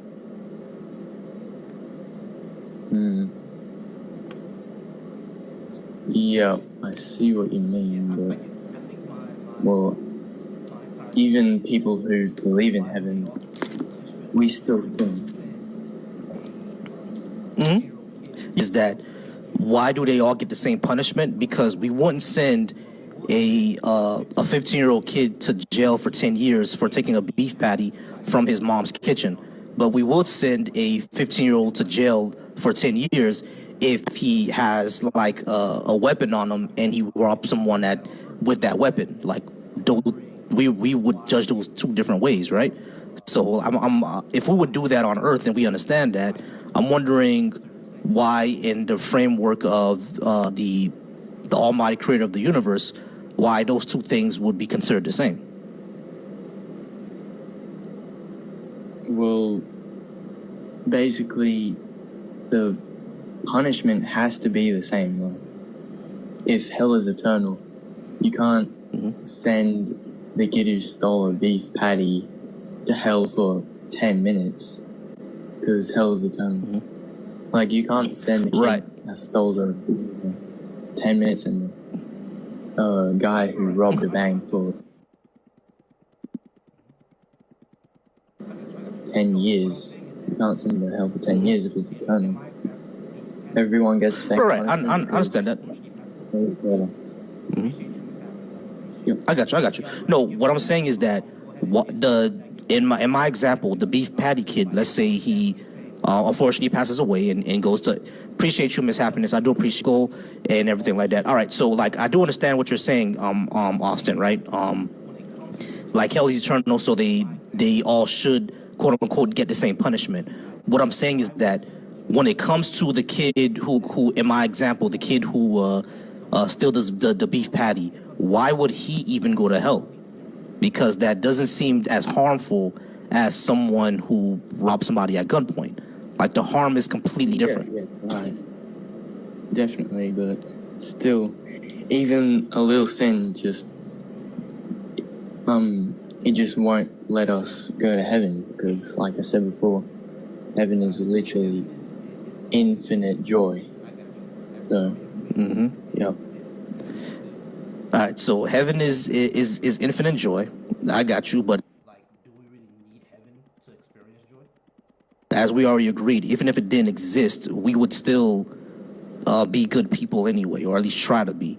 So, like, do we really need heaven to experience joy? All right, so heaven. Well, if you die, then yes. If you're alive, then you can still feel joy. Gotcha. I guess the final question then comes down to how do we even know these things are actually real, or why should we even believe it? Well, I don't have any solid evidence, but I can't prove that God is real, but I also, no one can prove that God isn't real. So you just either believe or you don't. So gotcha. It's kind of Pascal's wager. All right, not a problem. I appreciate you being up here, Austin. We do got about 30 seconds left, but I'm going to go ahead and drop you down now. Got to go ahead and talk to Chris, but I appreciate you being up here. You have a good night, all right? Yep, you too. God bless. No problem. All right, Chris, how's it going? I think we've spoken before. Jeff, I promise I'm going to get to you after Chris, all right? Chris, how's it going? Pretty good, boss. All right. Give me 1 second, Chris. We do have 28K likes, people in here. I do have about 8 people in the guest request. Old school, 50 and up. I'm going to go ahead and accept you right now. Don't worry. Excuse me. I'm gonna get to y'all. Salem, I see you. OTG, I see you. Ricardo, JFD, Cool Breeze, Apostate 1, and Joe. If any of you guys need to come up, because you need to, you either want to talk to someone else on the panel, or because you have to leave soon, let me know in the comments, and one of my mods will bring you up. Okay? Chris, let's go ahead and talk. Are you ready to believe it? Do you think? Yes. Actually, yeah, I spoke to you before, Chris. All right, cool. So, I don't think we ever spoke on this topic though. Do you think hell is an actual literal place of torture? No. You don't. All right. No, not great.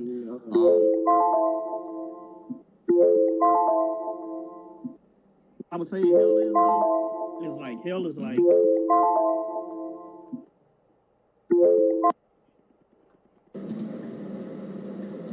You're going to be tormented, right? But it's not going to be forever.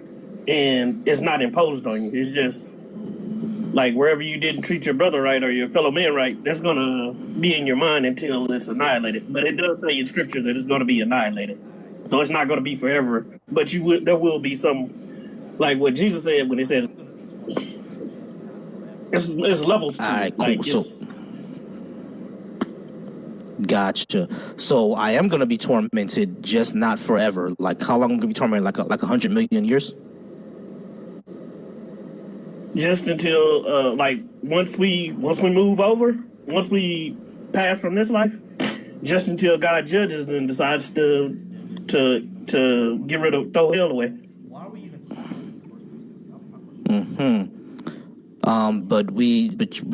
There's really no time frame on that. We really don't know. Why are we even being tortured in the first place? That would be my question. Like, but do you think torment and torture are the same thing? They can be used interchangeably. They might be different, but I would say we could use them interchangeably at for the sake of this conversation. I wouldn't see that's the thing. I wouldn't use them interchangeably for the sake of this conversation because interchangeably at for the sake of this conversation because it's more self-derived. Like it's No, you can torment someone else. Right, but torment is just like you already did. Right, but torment is just Impose that on someone else. like you already is a state of mind, it's a state of suffering, but you can impose that on someone else. I agree that you can, but I'm saying it's not imposed at that point. I mean, it's like gonna be self. Okay. Right. So you're saying that we're when we pass away, we in this hell is gonna be torment, but we're tormenting ourselves. Like whatever decisions you made, if you live right, then you're probably not going to torture yourself over decisions you made. But if you know, like, dang, I talked bad to that brother, I did this, I did that. But you get like, think about this, like, if you lived, I'm 41 years old, so in 41 years, like, or whoever, like, I did, like, dang, I like. And we can, in that instance, we can say hell is now too, because I can be like, dang, when I was a kid, I was horrible, right? So, because like, I used to do stuff like, so I have things in my past that I regret, but at the same time. Okay, so this place of hell is basically just, you regretting your whole life, essentially. Regretting the wrong actions, like cause what's saying is basically, like, not loving your fellow man, basically. So whenever I had a chance to show love or do something, if I took something the wrong way, like a person offended me by saying something like that was against whatever I used to do, like if someone was from the other side of town and they said something against me, like a derogatory term, and instead of me saying whatever and walking away, me returning that derogatory term and then fighting or, things that happen and things like that, so. Yeah. So you seem to have a very light and not really to hell what I'm talking about. You know what I mean? So it's like if you're just gonna go to like a waiting room and then regret some of the things that you did, and once you don't regret anymore, you go into heaven. I'm guessing. Well, okay, I guess. Yeah. So then that's the other thing. Like heaven. Like what is heaven? Like heaven is like when we basically eating, drinking, being merry, like feeling good and loving your brother despite of what they doing. Like people are gonna do what they do, but you gotta, because life is supposed to be the blessing. That's what people don't understand. Life is supposed to be the blessing, and those of us who do that, who live good and treat our brothers right despite of what they do, we're gonna continue on. Like that's why I think babies and things like that, when they pass away, they're gonna be reborn to enjoy Earth as it was meant to be in the first place. Okay. Well, never got a chance. I want to talk about I got you, Chris. Well, I wanted to have to talk about more about the torture type of hell, but your hell is not that version. So, yeah, I mean, if it's the version that you're talking about, where we just go into a waiting room and regret stuff, all right, cool. I mean, that's I don't really see that as torture. We just regret shit. Yeah, I mean, and we regret though. All right, cool. Not a problem. I appreciate you being up here, though, Chris. Thank you for that. You too. All right, Jeff, how's it going? Thank you for being patient with me. Yeah, good man. How are you? Not a problem. Give me 1 second. Old school, you still there? Sir, patiently waiting. Take your time, brother. Got you. How about you, OTG? You still there? Yeah, can you hear me? I know. Yeah. I can hear you. How long can you stay up before you gotta go to sleep? No, I wanted to go to sleep early, but I mean, if they want to go ahead, I don't think it'll be that long. Yeah, not a problem. Because I just give each person 10 minutes, which is why I wanted to ask in case anybody will gotcha. In case anybody will let them skip. All right, cool. I just know you have a large request, so I appreciate you letting me up. So I'll just wait. Yeah, not a problem. Not a problem. All right, y'all. Let's go ahead and start off with Jeff. All right, Jeff. You did have a question for me. I'm going to assume, correct me if I'm wrong, that you are a Bible believing Christian. Yes, I am. Got you. Do you believe hell is a place of eternal torture? Yes, I do. Cool. Would I go there for not believing? Unfortunately, yes. Great.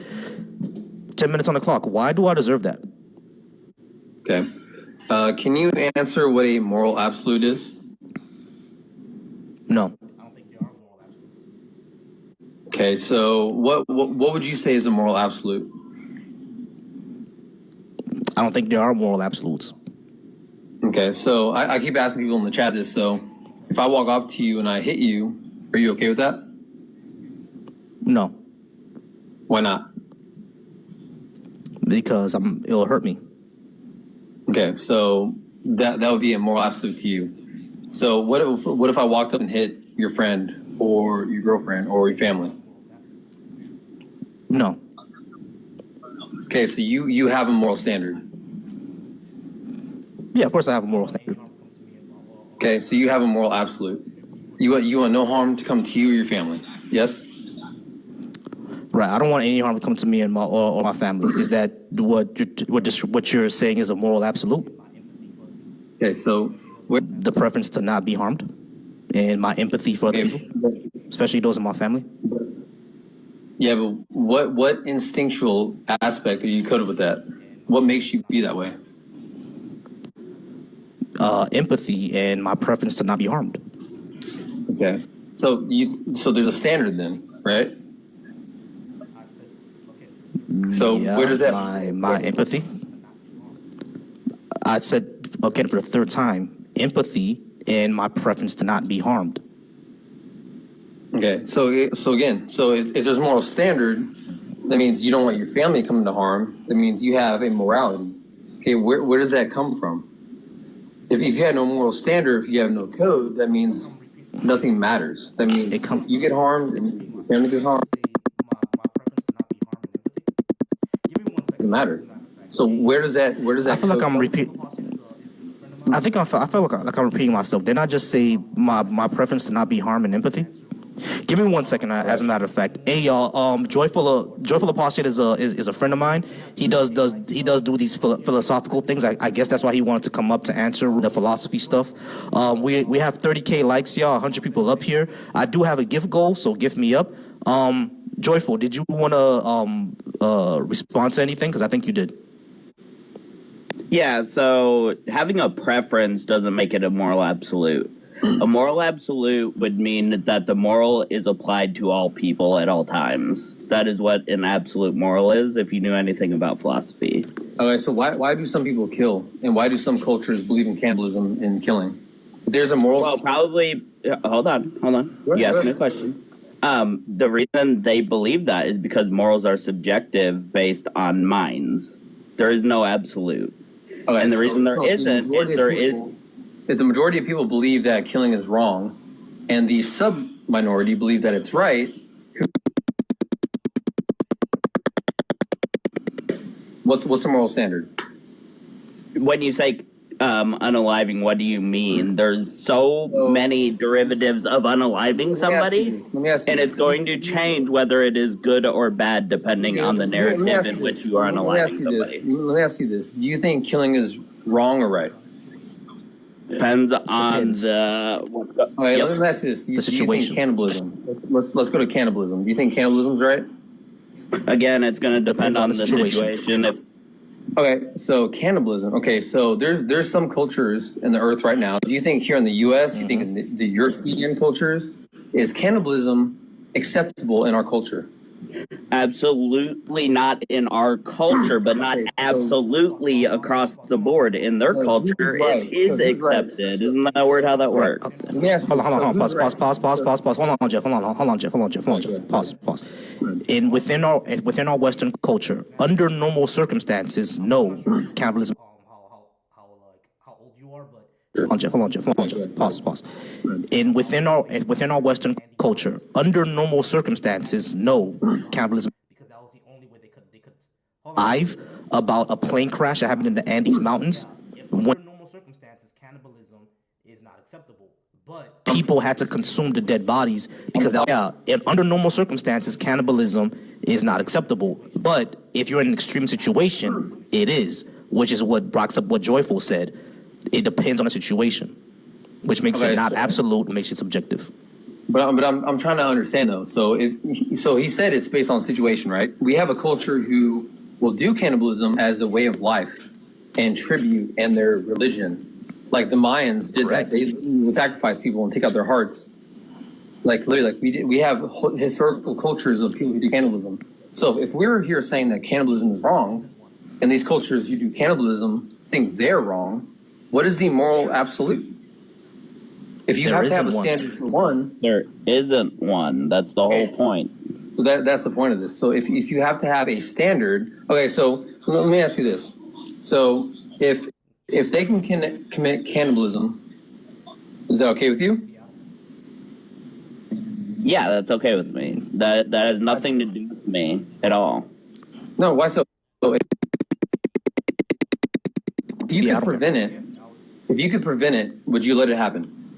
If I could get them the sustenance they need to where they didn't need to do things like that, then yes. So you have a moral standard. Yeah, you don't want to see someone. Not a moral standard.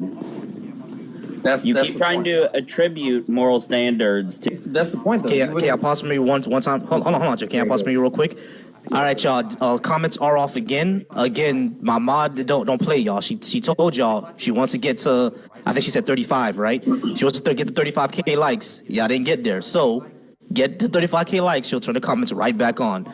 She don't play, y'all. So get those likes up. Let's get it back to 35K likes, and then she'll turn them right back on. My bad, Jeff. Okay, so Jeff, what me and Joyful are saying is that there are no absolutes. We do have a preference and we have a standard for on our own subjectively, but it's not absolute across the board. Our subjective morals don't apply to everyone, even though even if we would agree that they should. Does that make sense? Yeah. So you just said it. Even though you think that they should. Okay, so it's a standard. So same with God's law. So if you go against God's law, if you go against his command, again, you fall short of the standard. One second, Joy. Okay. If you're choosing to live in this life of sin, if you're choosing to live in this standard outside of his laws, for example, like we are all in agreement that cannibalism is not wrong. Roy said that if he had the means, he would stop cannibalism. But that means he wouldn't allow a religious culture to allow that to go on. And you have the means to stop them from doing this. That means there's a moral absolute. You wouldn't allow them to do that. Nope, that's not an absolute. Once again, that is my subjective opinion, and I would put that upon somebody else if I had the means to do so, because I feel that is morally wrong. There's only one truth. There's not many truths. All right, Jeff, let me ask you a question. So, is killing absolutely wrong? Killing absolutely wrong? Yes. Okay, so in 1 Samuel 15:3, when God told his people to unalive infants, he told them to do something that was absolutely more immoral. So let me ask you this. Is there a reason? Answer my question. I'll answer your question after you answer mine. First. Yeah. So kill infants? Yeah. So if there's a religious culture that has indoctrinated their kids and has indoctrinated the society, and God has commanded this based on what absolutely immoral. So how are you comparing eating people to killing people? No. Let's go back. Hold on. Everybody pause. Yeah, you're being a little dishonest, Jeff. Let's pause. Let's go back. So, Jeff, Joyful asked you, is unaliving absolutely right or wrong? You said yes. You said Joyful brought up a verse in 1 Samuel where God actually told people to go ahead and unalive infants. So if unaliving is absolutely wrong, wouldn't that mean Yahweh told his people to do something absolutely wrong? That's a yes or no. You're kind of obfuscating from that. You never actually answered that. Is unaliving absolutely wrong every single time, or is it situational? I'm allowing you to kind of wiggle out of it now. So I would say, like, I can't answer that, So I would say, in that situation, like, I wouldn't agree with killing kids. I don't know the context behind it. The context was that the Israelites were at war, and God told them to go unalive children. My bad, Joyful. Go ahead. What I was saying is it doesn't matter what the context is. If unaliving somebody is an absolute moral that you shouldn't do it, then it is absolutely wrong to unalive people. It doesn't matter the context. Once you make that absolute criteria, it is an I don't care. Killing doesn't matter. It doesn't matter. You said unaliving is absolutely immoral. It doesn't matter what them kids were doing. That's what you said. And so I apologize. Yeah, go ahead. No, I was gonna say we are at 10 minutes. I'm gonna give you 5 more, so just so we can finish this off, and then we gotta move on. All right? Go ahead. You're good. So sorry, let me take that back. So I don't think killing is absolutely immoral. So for example, like if you have someone who's trying to like kill an entire bunch of people, and you can be that person that saves people, by all means. I'm not saying that, but I'm saying you got to look at the context. So what if this culture was, partaking in that sin, partaking in that cannibalism, partaking in that murder? That's completely different. We have police officers who literally will go out and lay their lives down, who die, and also defend people, and unfortunately sometimes have to kill people to prevent innocent people. So I don't think. Let me finish. I don't think that killing is an absolute. I think that there's situations where you need to step up to defend others. Yep. So there's one of your absolute morals that just got threw out. So here's the deal. Infants did not do anything evil to anybody. Trying to say that there could be a good reason to unalive an infant? No. That it throws out your absolute moral of unaliving altogether. Right. So there would be no absolutes or anything like that. Oh, another thing. We do have to use TikTok safe language. So let's start using unalive. I know we were kind of, talking. No, all good. I know we're just talking past each other for a little bit, but let's try to use unalive because we don't want to get taken down. All right. So Jeff, we never actually got to the topic of discussion, but you can follow me, and then we can talk about it next time. And but we do have to go ahead and move on now. All right. Man. Good night, y'all. Appreciate you being up here, Jeff. Joyful, I do appreciate you being up here, man. Are you gonna go too? Okay, not a problem. I appreciate you being up here, man. He kept asking me to come up when he came up, so I thought I'd oblige him. Yeah, that's not a problem. I appreciate you, Joyful. Yeah, I remember to follow Joyful Apostate. He does great content that says they finally join a live where they're not talking about race. I know, but I did start one, but no one joined. All right, so Old School, you still there? Yeah, I'm still here. If you want to go to the next guy, you can. No, it's fine. He's if OTG can if he wants to be patient, we can go ahead and I can go to you right now. OTG, you still there, right? Yeah, I'm still there. All right, cool. Let me know if you need to leave at any time, and then we'll go ahead and get to you. All right, Old School. I'm gonna go ahead and we'll go ahead and talk to you next. Are you any type of believer? Not as far as the group thing or the collective thing go. I've decoded the books. I'm in my 50s. I've decoded the books. I'm decoding time and people right now. Okay, not a problem. Do you believe that there is a hell, and is it a place of eternal torture? Yes, I believe there's a big possibility that it do exist. Okay, great. It's a place of eternal torture? Yeah, I believe that's a big possibility. I can't prove it, but throughout the research and the homework and study I've done, I see big possibilities that could possibly exist. Not a problem, not a problem. Will I be going there for not believing in a God? From the homework and research and study I've done, and just from listening to you, and I listened to you as you spoke to the gentleman who you call genuine. He's a genuine person. And from listening to you and the way you do your questionnaire, I take it as though you're a genuine person. And you're different from the other people who do these kind of lies.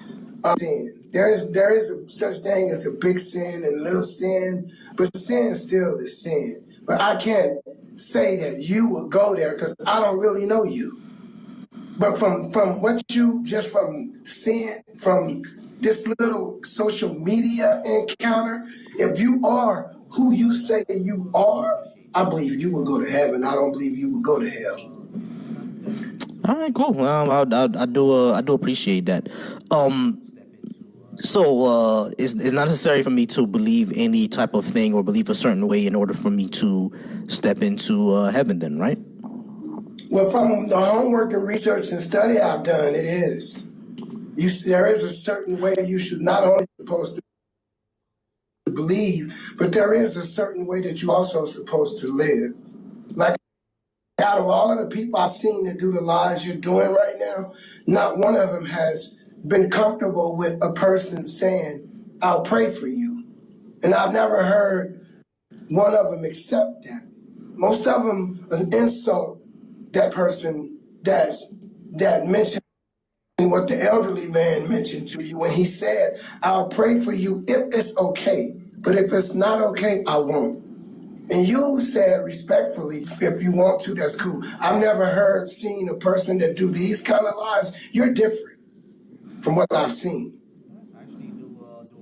So I'll take it as though you're a genuine person. All right. I actually do appreciate that. Yeah, because I actually do want to have genuine discussions and conversations to see where we disagree and if we can find common ground. And your energy introduces itself before you speak. And one thing I've detected from you, you are a genuine person. You got to be a genuine person unless you have a mask on. But I don't believe you have a mask on. I believe you are a genuine person. And if you are who you say you are, I believe if me and you made it to this place called heaven, and this person who we call God, who've been given many names, I believe you would get through the door a lot quicker than I would.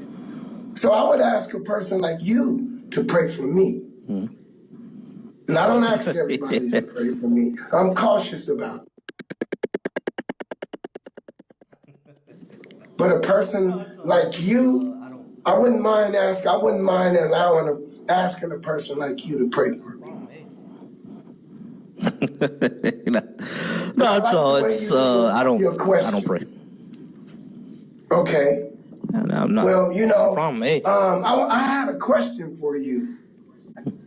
And there is a heaven, and there is a hell, and it's true. When you met up with him, and you was able to see that, oh, this is really true, would you ask him for a second chance, or would you still stand where you stand right now? That depends. Can you give me just 1 second? My mod said 40K likes, or she's shutting the comments off. So get it up there. Start liking this live. Get to 40K if you want the comments to stay up. All right. So 40K likes, or she's gonna shut off those comments. You got 5 minutes. You got 5 minutes to get it to 40K. All right. So you said that if I were to pass away, and then I actually found out that God does exist, no, I didn't and there is a heaven and there is a hell. Okay. All right. Right. If I were to find out that, there is a heaven and there is a hell, what would I say to God? Well, first I would ask him, okay, which religion was actually right? Which God are you? Which one is it?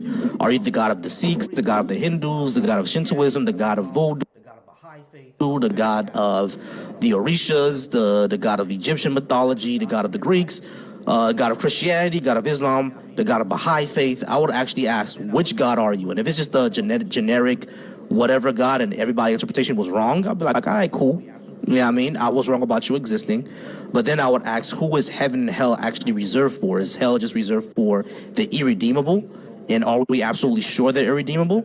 And what is hell actually? Because I don't take pleasure in people being tortured.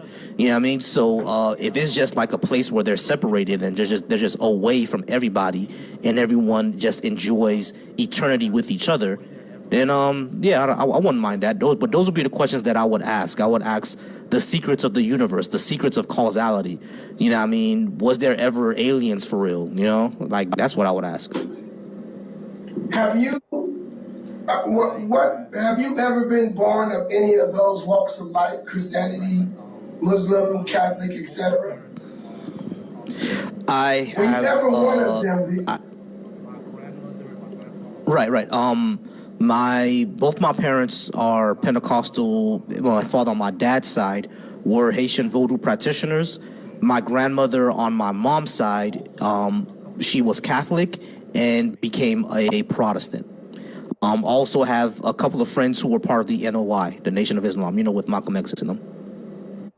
Okay, well, that still didn't ask the question. I'm asking you, what did you choose? And thank you for telling me about the people who you just told. I'm asking you about what was your preference. Well, if there ever was one, what was it? Yeah, I got you. My parents, I chose what my parents did because they raised me in it. So I was a Christian, Pentecostal Christian for a while. So what are you now? Well, I'm a non-believer. I'm an atheist. I don't believe in any afterlives or anything.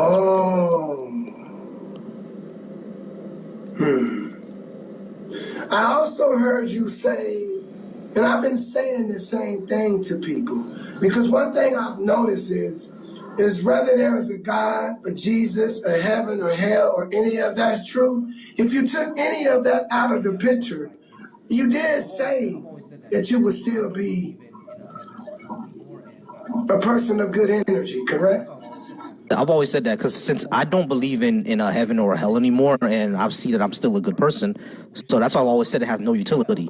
And I've always asked other people, if heaven didn't exist, like for the sake of argument, would you still be a good person? And they say, yeah. So that's why I kind of genuinely believe that most people are typically good people. You know what I mean? Because even if there was no heaven, there would still be good people. Most of the atheists that I've met and most of the humans that I've crossed paths with, Jehovah's Witness, Catholic, Christianity, Muslim, Latter-day Saints, Mormon, etc., most of them are not of good energy. Most of them are using this topic and title to become the worst version of themselves that they can be. So that's where I'm going to disagree with you at. That's not what I see. But you kind of different. Not once have I talked to an atheist, and the atheist can say what you just said.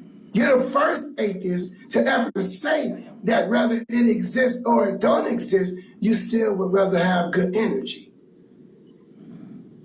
You're the first one. More than half of them, your energy introduces itself before you speak. And more than half of the different walks of life I've met and talked to, including the atheists, more than half of them have had bad energy. More than half the human population is struggling and battling with mental health and identity crisis and have never even read the book that they believe in one time.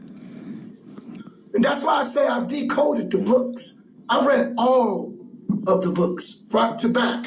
I don't read those books anymore because I know those books have been contaminated and defiled and tampered with to fit their walks of life. The Christians said 5 + 2 is 7, and that's how you get to heaven and God. The Jehovah's Witness said 4 + 3 is 7, and they kept coming with different equations. But I read all of the books, and they pretty much say the same thing. I almost became an atheist. Remember, I'm in my 50s. I almost became an atheist once upon a time. Alrighty. Like I say, I don't do the group thing, and I don't do the... CG, how's it going? Oh, it's going well, man. It's been recovered from surgery. Not a problem. You said you had surgery? Yeah, I had my appendix ruptured. Yeah, I'm glad you're still with us, man. Because that could always end up bad. Yeah, so I'm glad you're still with us. All right. So OTG, let's go ahead and have a discussion. All right. So, are you any type of believer? Yes, I believe that Jesus Christ died for our sins and rose again. Amazing. Do you believe that hell is a real place, and is it a place of eternal torture? Absolutely. Cool. Will I go there for not believing? Absolutely. All right, 10 minutes on the clock. Why do I deserve that? Oh, and before you answer, you are a little muffled. So I'm not sure if like the phone's on the pillow or anything like that, but you are a little muffled. All right, just to let you know. All right, so let's talk. 10 minutes. Why do I deserve that? Okay, so scenario, right? Or not to answer it like forward. Okay, so I'm sorry. Can you say that one more time? Yeah, I can hear you. You're just a little muffled. I can do a scenario, right? I can give you a scenario. Sure. Okay, you know how Jesus had died for our sins, right?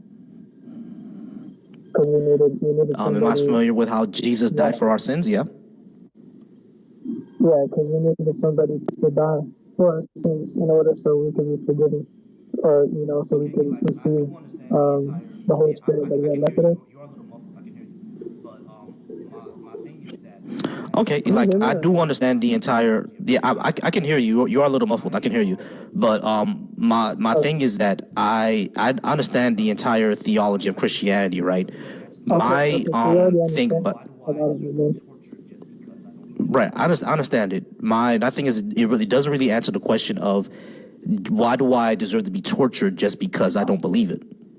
Right. No, yeah, I didn't know where you like stand or what you knew or what you did. Well, yeah. So if me and you were, if me and you were non-believers and we were thrown in front of God, and we were judged by Allah, we would be guilty, right?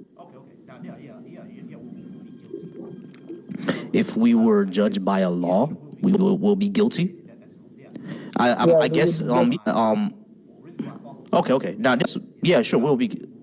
Yeah, that's the law. Yeah. So I guess what my really my follow-up question would be to that is that, yeah, I agree with you. We'll be guilty. My follow-up question would be to that is, we all know that not all laws are just. So my question would be, what makes this law just? So his law is perfect, right? According to the Bible, right? That's according to the theology, but I don't believe that. Why should I? Right, you don't believe it, but I mean, we could agree according to the Bible. That's what it says, right? Right, and so if we are imperfect, how can we keep something we can't keep, right? We agree with that, right? You can't keep something if we're imperfect, if something is perfect, because we're incapable of being perfect, right?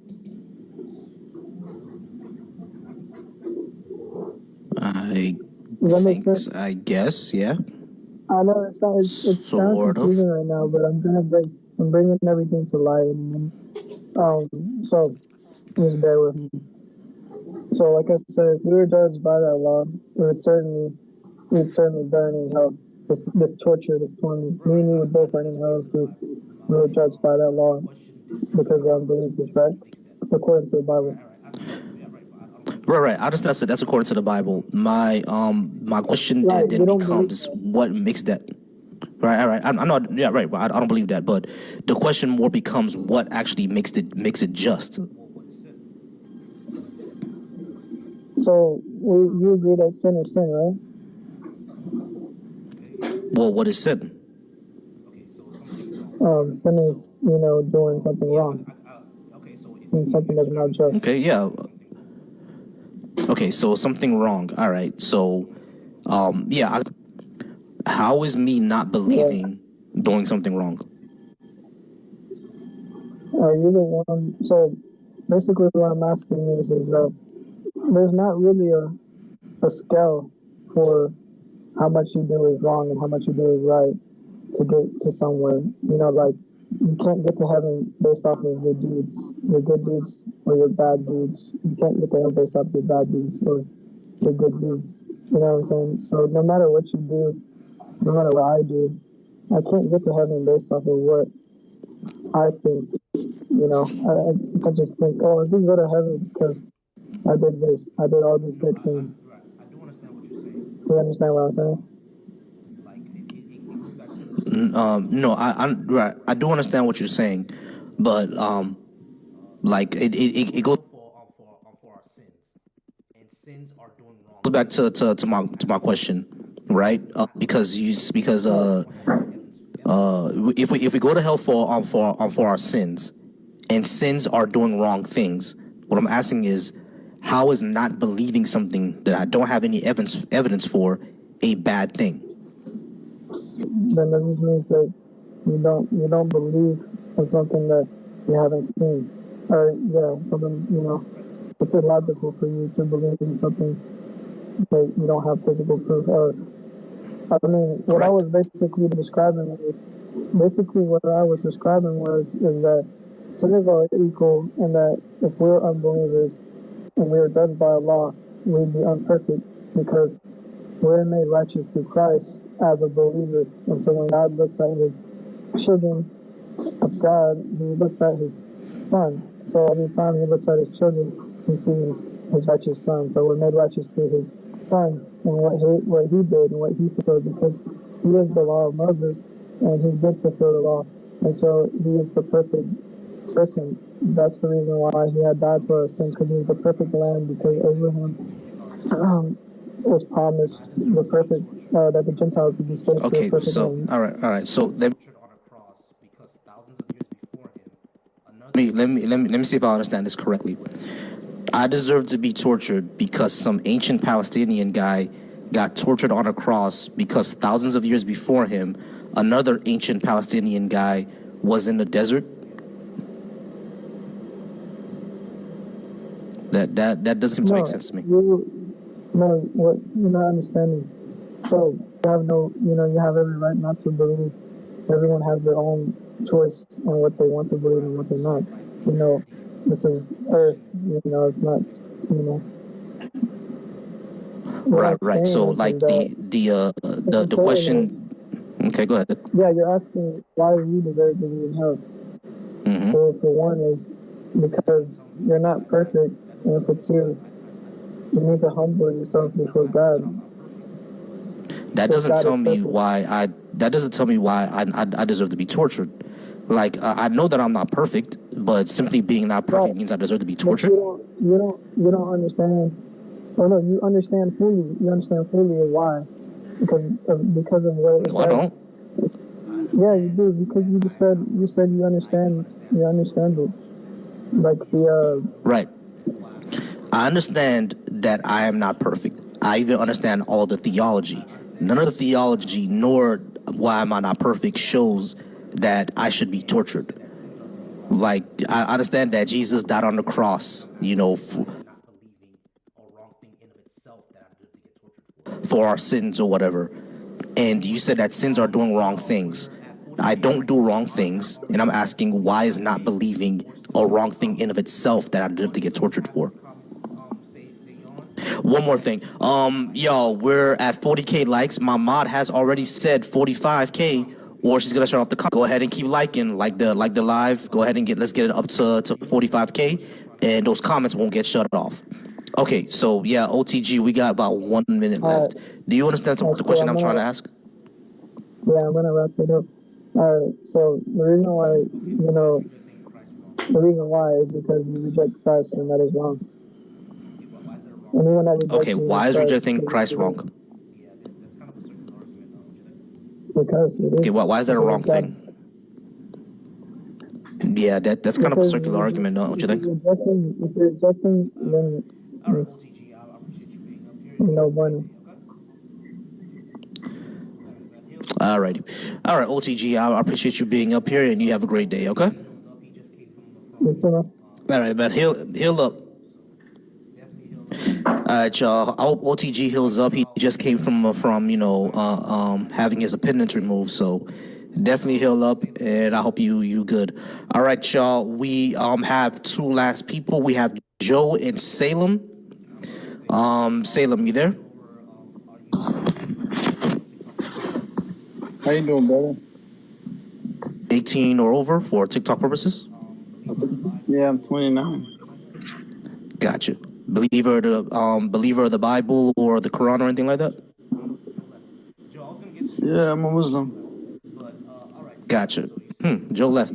Joe, I was gonna get to you next. I'm not sure why you left. But all right, Salem. So you said you are a Muslim. Hey y'all, 45K likes, or she is going to cut off the comments. She's already done it about two times tonight. So yeah, she's not playing around. All right, Salem. It looks like you're gonna be my last guest tonight. Let's go ahead and talk about it. So you are Muslim. Do you also believe that hell is a place of eternal torture? Yes. All right. Will I go there for not believing? Yes. Yeah. The other Muslim guests also said the same thing. Hey, Jordan, if you don't care about the comments, go ahead and swipe out. You don't have to be here. All right, Salem. So, all right. Give me a second, Salem. Give me one moment. Okay. There we go. Jordan is out of here. All right. So, Salem, why do I deserve that? Because you're not a believer. You're not higher power. You know what I'm saying? Someone. But so what? You know, you don't believe your creator. So what? What do you mean, so what? So you will be tortured. You'll be in hell, brother. So not believing something means that you deserve to be tortured?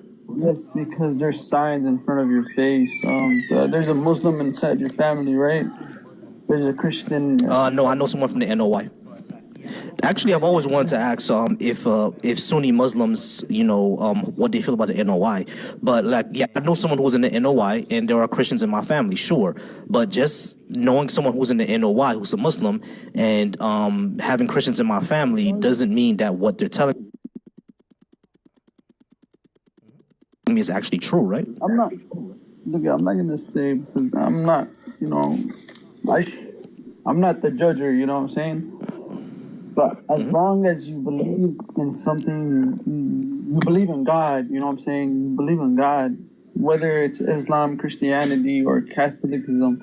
As long as you believe in God and you're a good person, you don't sin, you don't do adultery, you don't, be in heaven.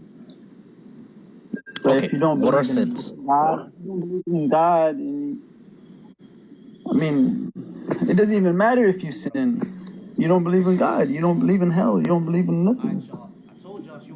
All right. So what I'm saying, right? Hold on, Salem. Hold on. First of all right, y'all. I told y'all she wasn't playing. The comments are off now.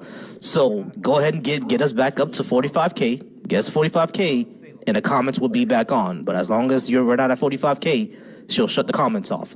All right. So Salem, right? The problem is again, why is not believing something that you deserve to get tortured for? That punishment doesn't seem to fit the crime. If I'm using the analogy, but the thing is though, why is not believing even a crime in the first place?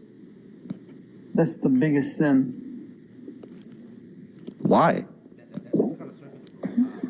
Why? Because you don't believe in the Creator. That's kind of circular, bro. Because you're here. Right. You're here because of, God. Okay, so I'm here because of this. I'm here because of this creator. This creator that left me no evidence that he existed, just ancient books from illiterate people that and fantastical stories, and that have several contradictions within them. So I'm supposed to go ahead and just take these people word for it that it exists, and because I don't, that's why I'm gonna get tortured. That makes sense. That doesn't make much sense. That makes 100% sense.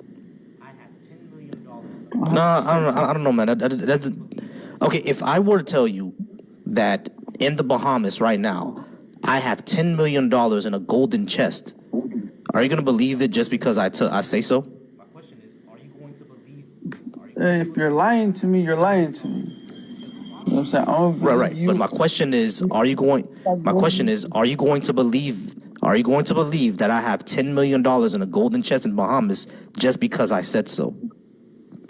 If you're telling me, I don't know you, like I don't know, yeah, bro, I'll be like, all right, cool.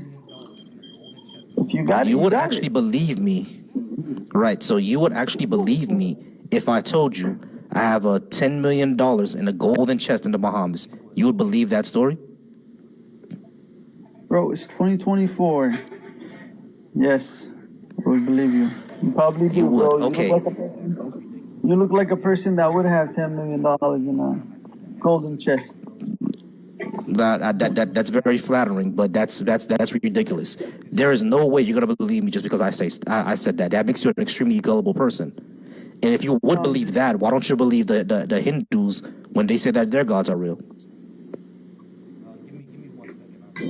No. Yes. One God. May I chime in? Give me 1 second. I give everybody 10 minutes. Okay, but Salem, like, I don't think you really understand what I'm trying to say here. Oh yeah, comments are off because we're not at 45K yet. So tap that screen, get us to 45K. The comments will be right back on. All right, but Salem, like, are you really gonna believe me if I tell you that I have $10 million in the chest in Bahamas? You said yes. So that makes you very, very gullible. Why don't you just believe any of the other religions then? Because, what do you mean, why would I believe in another religion? That's you telling me that you have. That's something that you have, you know what I'm saying? I don't know if you have it or not, but I'm going to believe it. I'm going to say, okay, go along with it. All right, so you're gonna go along with it. All right, cool. Now, what if I say, hey, come with me to dig up this chest? All you gotta do is buy your plane ticket to Bahamas and meet me over there. You gonna do it? No. Why not? Because there's a reason why you wouldn't. You tell me, what's the reason? You don't believe me. That's why you wouldn't do it, because you don't believe me.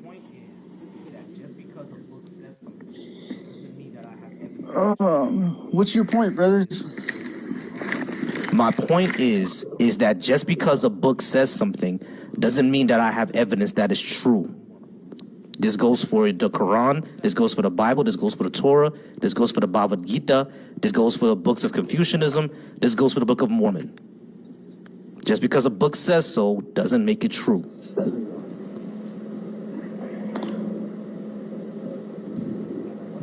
The Quran makes it true. Why? Have you read the Quran? Have I what? Have you read it? Have you read the book? I tried. It's extremely difficult to read.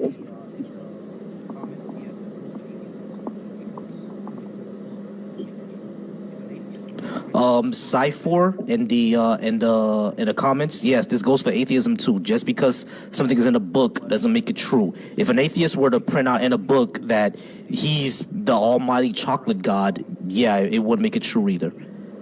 What makes things likely true is if they have evidence behind it. All right. He did leave, but our time was already up. Return, are you there? Yes, sir. All right, how's it going? Good, man. What's going on? Are you any type of believer? I am a believer, yeah. All right. What type of believer? I suppose you could say Christian. You'd say you're a Christian. All right, cool. Do you think that hell is a place of eternal torture? Which type? That hell is a... No, I don't. I don't at all. I think that hell is the place for people to go and where they're held until something worse that is for a select few at the very end, including, the devil himself, would be, there isn't a word for it. There isn't I don't know of a story in any book that has described it, although I'm sure there are some. But the abyss, I don't know if that tells you anything, but the abyss, the lack thereof, the nothing, like a black hole, I guess. That's what I'm talking about. Because hell, at least hell's a place. At least hell's something. It's better to, be something than it is to be nothing, I would say. I mean, I don't know. Non-existence. I mean, like non-existence. Like nothingness is not. I don't know if that was a. I mean, like I would. You're kind of explaining just more existence and non-existence. I mean, like non-existence is not really like a worse thing. Non-existence is basically what we were before we were born. We didn't exist. Yeah, but do you remember it? What I didn't. Well, right. What I didn't experience. Well, right, but you see what's in front of you. I mean, if you can see what's in front of you, but you can't remember that which is behind you. Do you think that it's going to be something similar to that, going into the unknown, going into the abyss? That's not the same. You're looking at it coming. You're seeing it coming. I'm not even sure what you mean by that. I may have went way too deep for this conversation. I think maybe I did. Let me see. If hell is torture, or do I deserve that?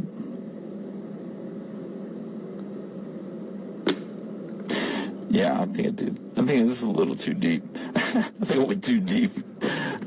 No. All right, cool. Yeah, not a problem. All right, cool. Not a problem. Yeah, have a good night. All right, Cypher, you there? Yes, sir. All right, cool. You had a question in the comments. You said, does that count for atheism too? Can you clarify what you meant? Well, you answered it. You said yeah, and then you added that evidence is required to take it any further, which I agree. But then my next response to that would have been the standard of evidence, right? And evidence can be manipulated. So we'll take a known phenomenon, a scientific phenomenon, the Big Bang Theory, right? We can observe several aspects of what's known to be the Big Bang, but the Big Bang doesn't equal no intelligent creator or designer behind the Big Bang. So we can take a few pieces of evidence that we can observe, whether it's redshifting.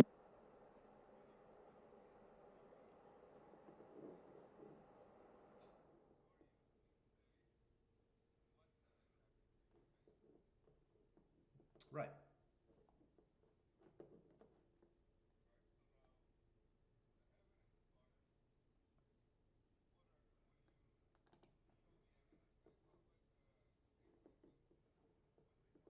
Oh, to the evidence, show me evidence, right? So atheism would require some evidence, you're saying, and you have some?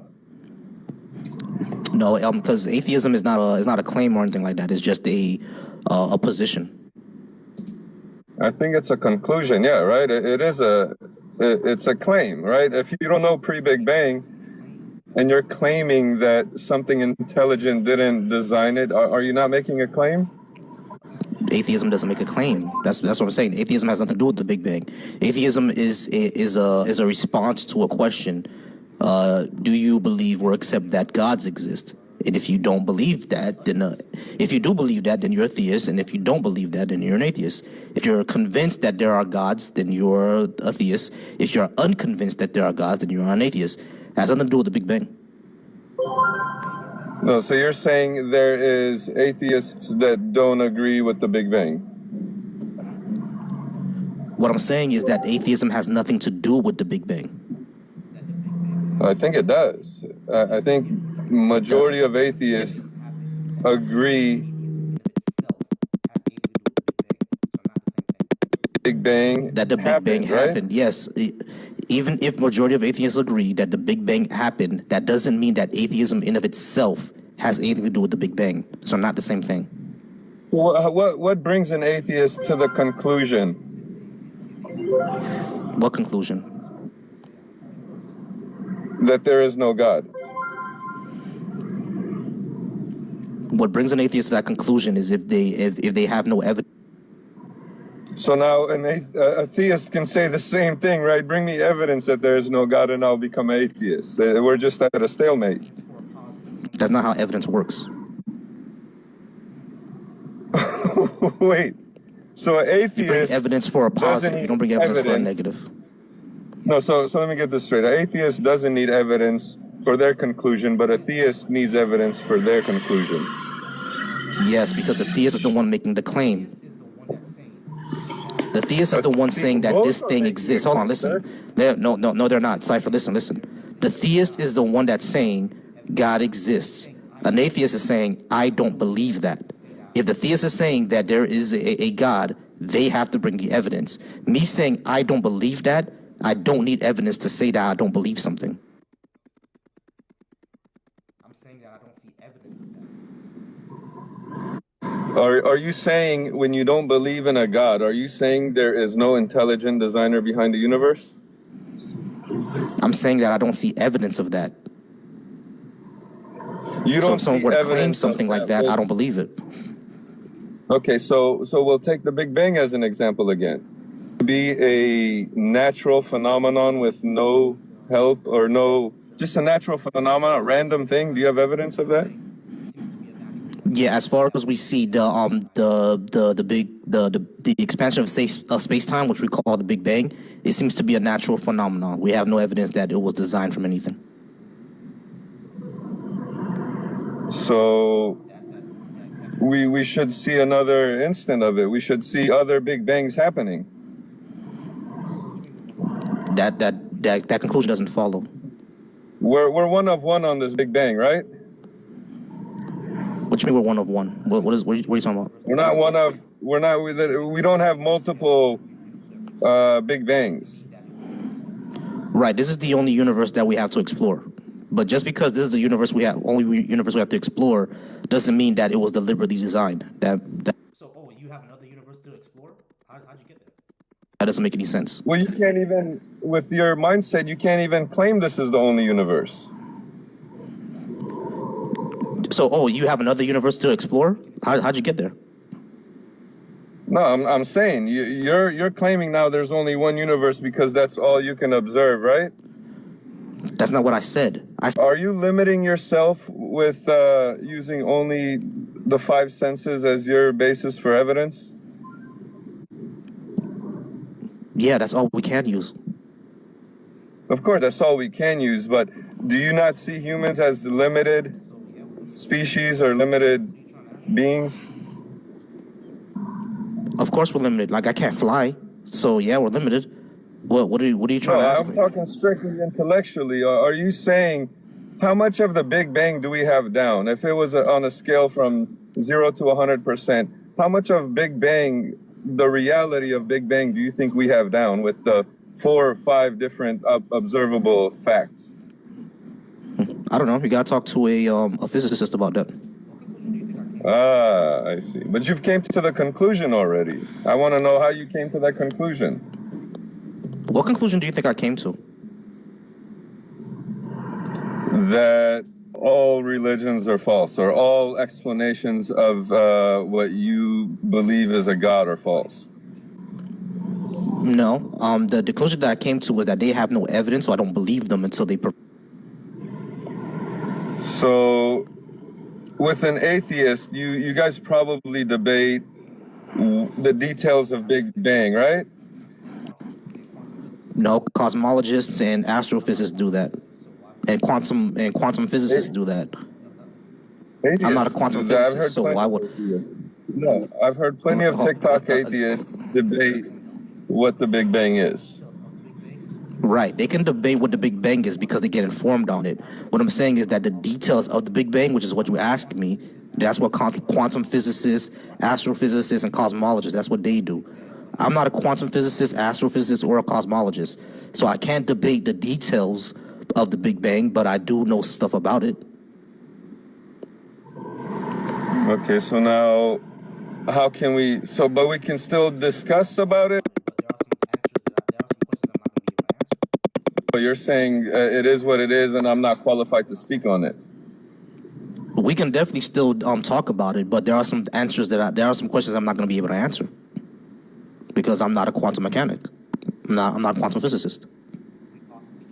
So what do they say about pre-Big Bang? Will we ever find out what the hell happened pre-Big Bang? We possibly can, but as of right now, we don't know because our concept of time and physics breaks down. We don't have the math or the tools to explore that yet. We know this though, right? There is something that was infinite. There was something that was infinite? Yeah, probably time, probably space. Space and time is probably infinite. No, not time and space. There's even something that I think time and space required to come into existence or something, and time and space probably always existed. Probably doesn't give me too much confidence in your or you're not showing confidence, but I'm asking about energy. Energy probably always existed. Energy always existed, right? Mm-hmm. So now, what we're seeing, to me, it probably always had to. But to me, energy is your form of God, just not intelligence. So you believe in a random, it's not infinite, unintelligent creator. No. Energy is just a property of a energy, space, and time are just properties of are just properties. They don't deliberately do anything. Now you're saying energy is not physical? No, it's not. So energy is just a property of a system. So a property of a system always exists. Nothing physical always existed. Correct. So the universe physical things did exist. We know, like with the physical things did exist. We do know quarks, leptons, things like that. So then the answer to my question is physical things did always exist. Not physical things didn't always exist. Electrons, those probably always existed. Okay, so you changed that answer. So now. But isn't quarks a form of energy? No. Quarks are correct me if I'm wrong, are the building blocks of everything, right? Right. They're the right. The quarks are they're the elementary particle. They're basically exactly. So it's a physical particle that actually makes up energy. Mm-hmm. Energy and protons and neutrons are made of quarks. Yeah, protons are made of electrons, and they're all made of quarks and leptons. An electron is an elementary particle. That's as small as you can get. Electrons, leptons, quarks, that's as small as you can get, and they make up protons. Now you're saying quarks always existed, which make up protons, so protons had to always exist. Energy always existed, which is a physical thing, not just a, what did you call it earlier? Property of a system. Energy is a property of a system, and things have energy. Their energy is not some ethereal physical thing. Things have energy. Again, they're property of a system. Where are we trying to get to? Where are you trying to get to? I'm very lost. Where are you trying to get to? Into your head because you've changed your mind a few times on some questions that I just want to answer. No, I haven't. I just made a clarifications. Clarification or correction? Because first you said energy is a property, and you're not saying it's not. Energy physical. is a property. No, I said energy is a property of a system. I've already said that. But you said it's not physical. No, it's a property of a system. Then you change it by saying quarks are physical, and quarks make up protons, which are the basic elements of energy. So I'm just getting confused here. Am I wrong? No, quarks have energy themselves, dude. What are you saying? Energy is a property of a system. You're the one who's making stuff up now. Energy is a property of a system. Quarks have energy. Tell me what else is eternal? What else is infinite? Time and space, probably. And energy, right? Time and space. Time, space, energy, those are probably all eternal. Quarks probably always existed.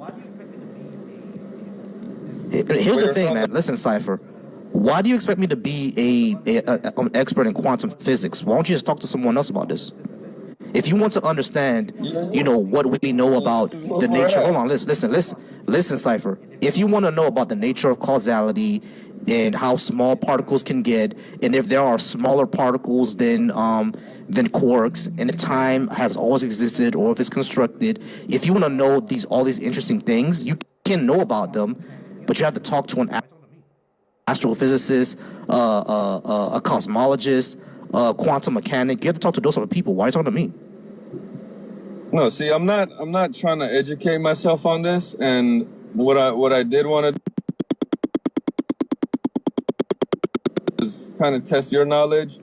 And me, I'm no expert, right? I'm no expert. But as we said earlier, we're having a discussion. I'm not over here trying to learn stuff. We're conversing. You're here. You're an atheist. I'm a theist. Let's have a respectful discussion. I'm not trying to frustrate you or even put your back against nowhere. But if I catch you saying something and then you switch it, I'm gonna call you. Property of a system, and then you said quarks make up protons, which makes up energy. So therefore, you change your mind. I didn't do that. I've been saying that energy is a property of a system. Quarks have energy. Energy is not some ethereal thing out into the ether that you can grab. It's just a property of a system. I've said that over and over again. So I'm trying to understand. What are you trying to get to here? What are we talking about? Well, I told you that to me, atheists have a unintelligent creator. You disagree, right? There is no. That's not a creator. A creator implies. Hold on, listen. A creator implies something deliberate. What we're saying is that all these things are probably or most likely natural. Listen, bro. What we're saying is that things are most likely just a natural phenomenon of our universe. There is no ethereal force out there making it. You're saying probably. I have to say probably because Cypher, do you just want me to know everything? Do you just want me to know everything 100%? No, but I want evidence from you. Why would first I'm gonna say probably. Okay, so you do expect me to be an expert. I don't have I just told you I'm not a particle physicist. Why would you expect me to have evidence of particle physics? No, come on, bro. It feels ungenuine now. You're first saying you want to have a discussion and that you know that I'm not an expert in any of this, but you want evidence from me to have evidence of particle physics, and I'm not a particle physicist. I told you if you want to learn about this stuff, you should talk to a particle physicist, right? Go talk to one.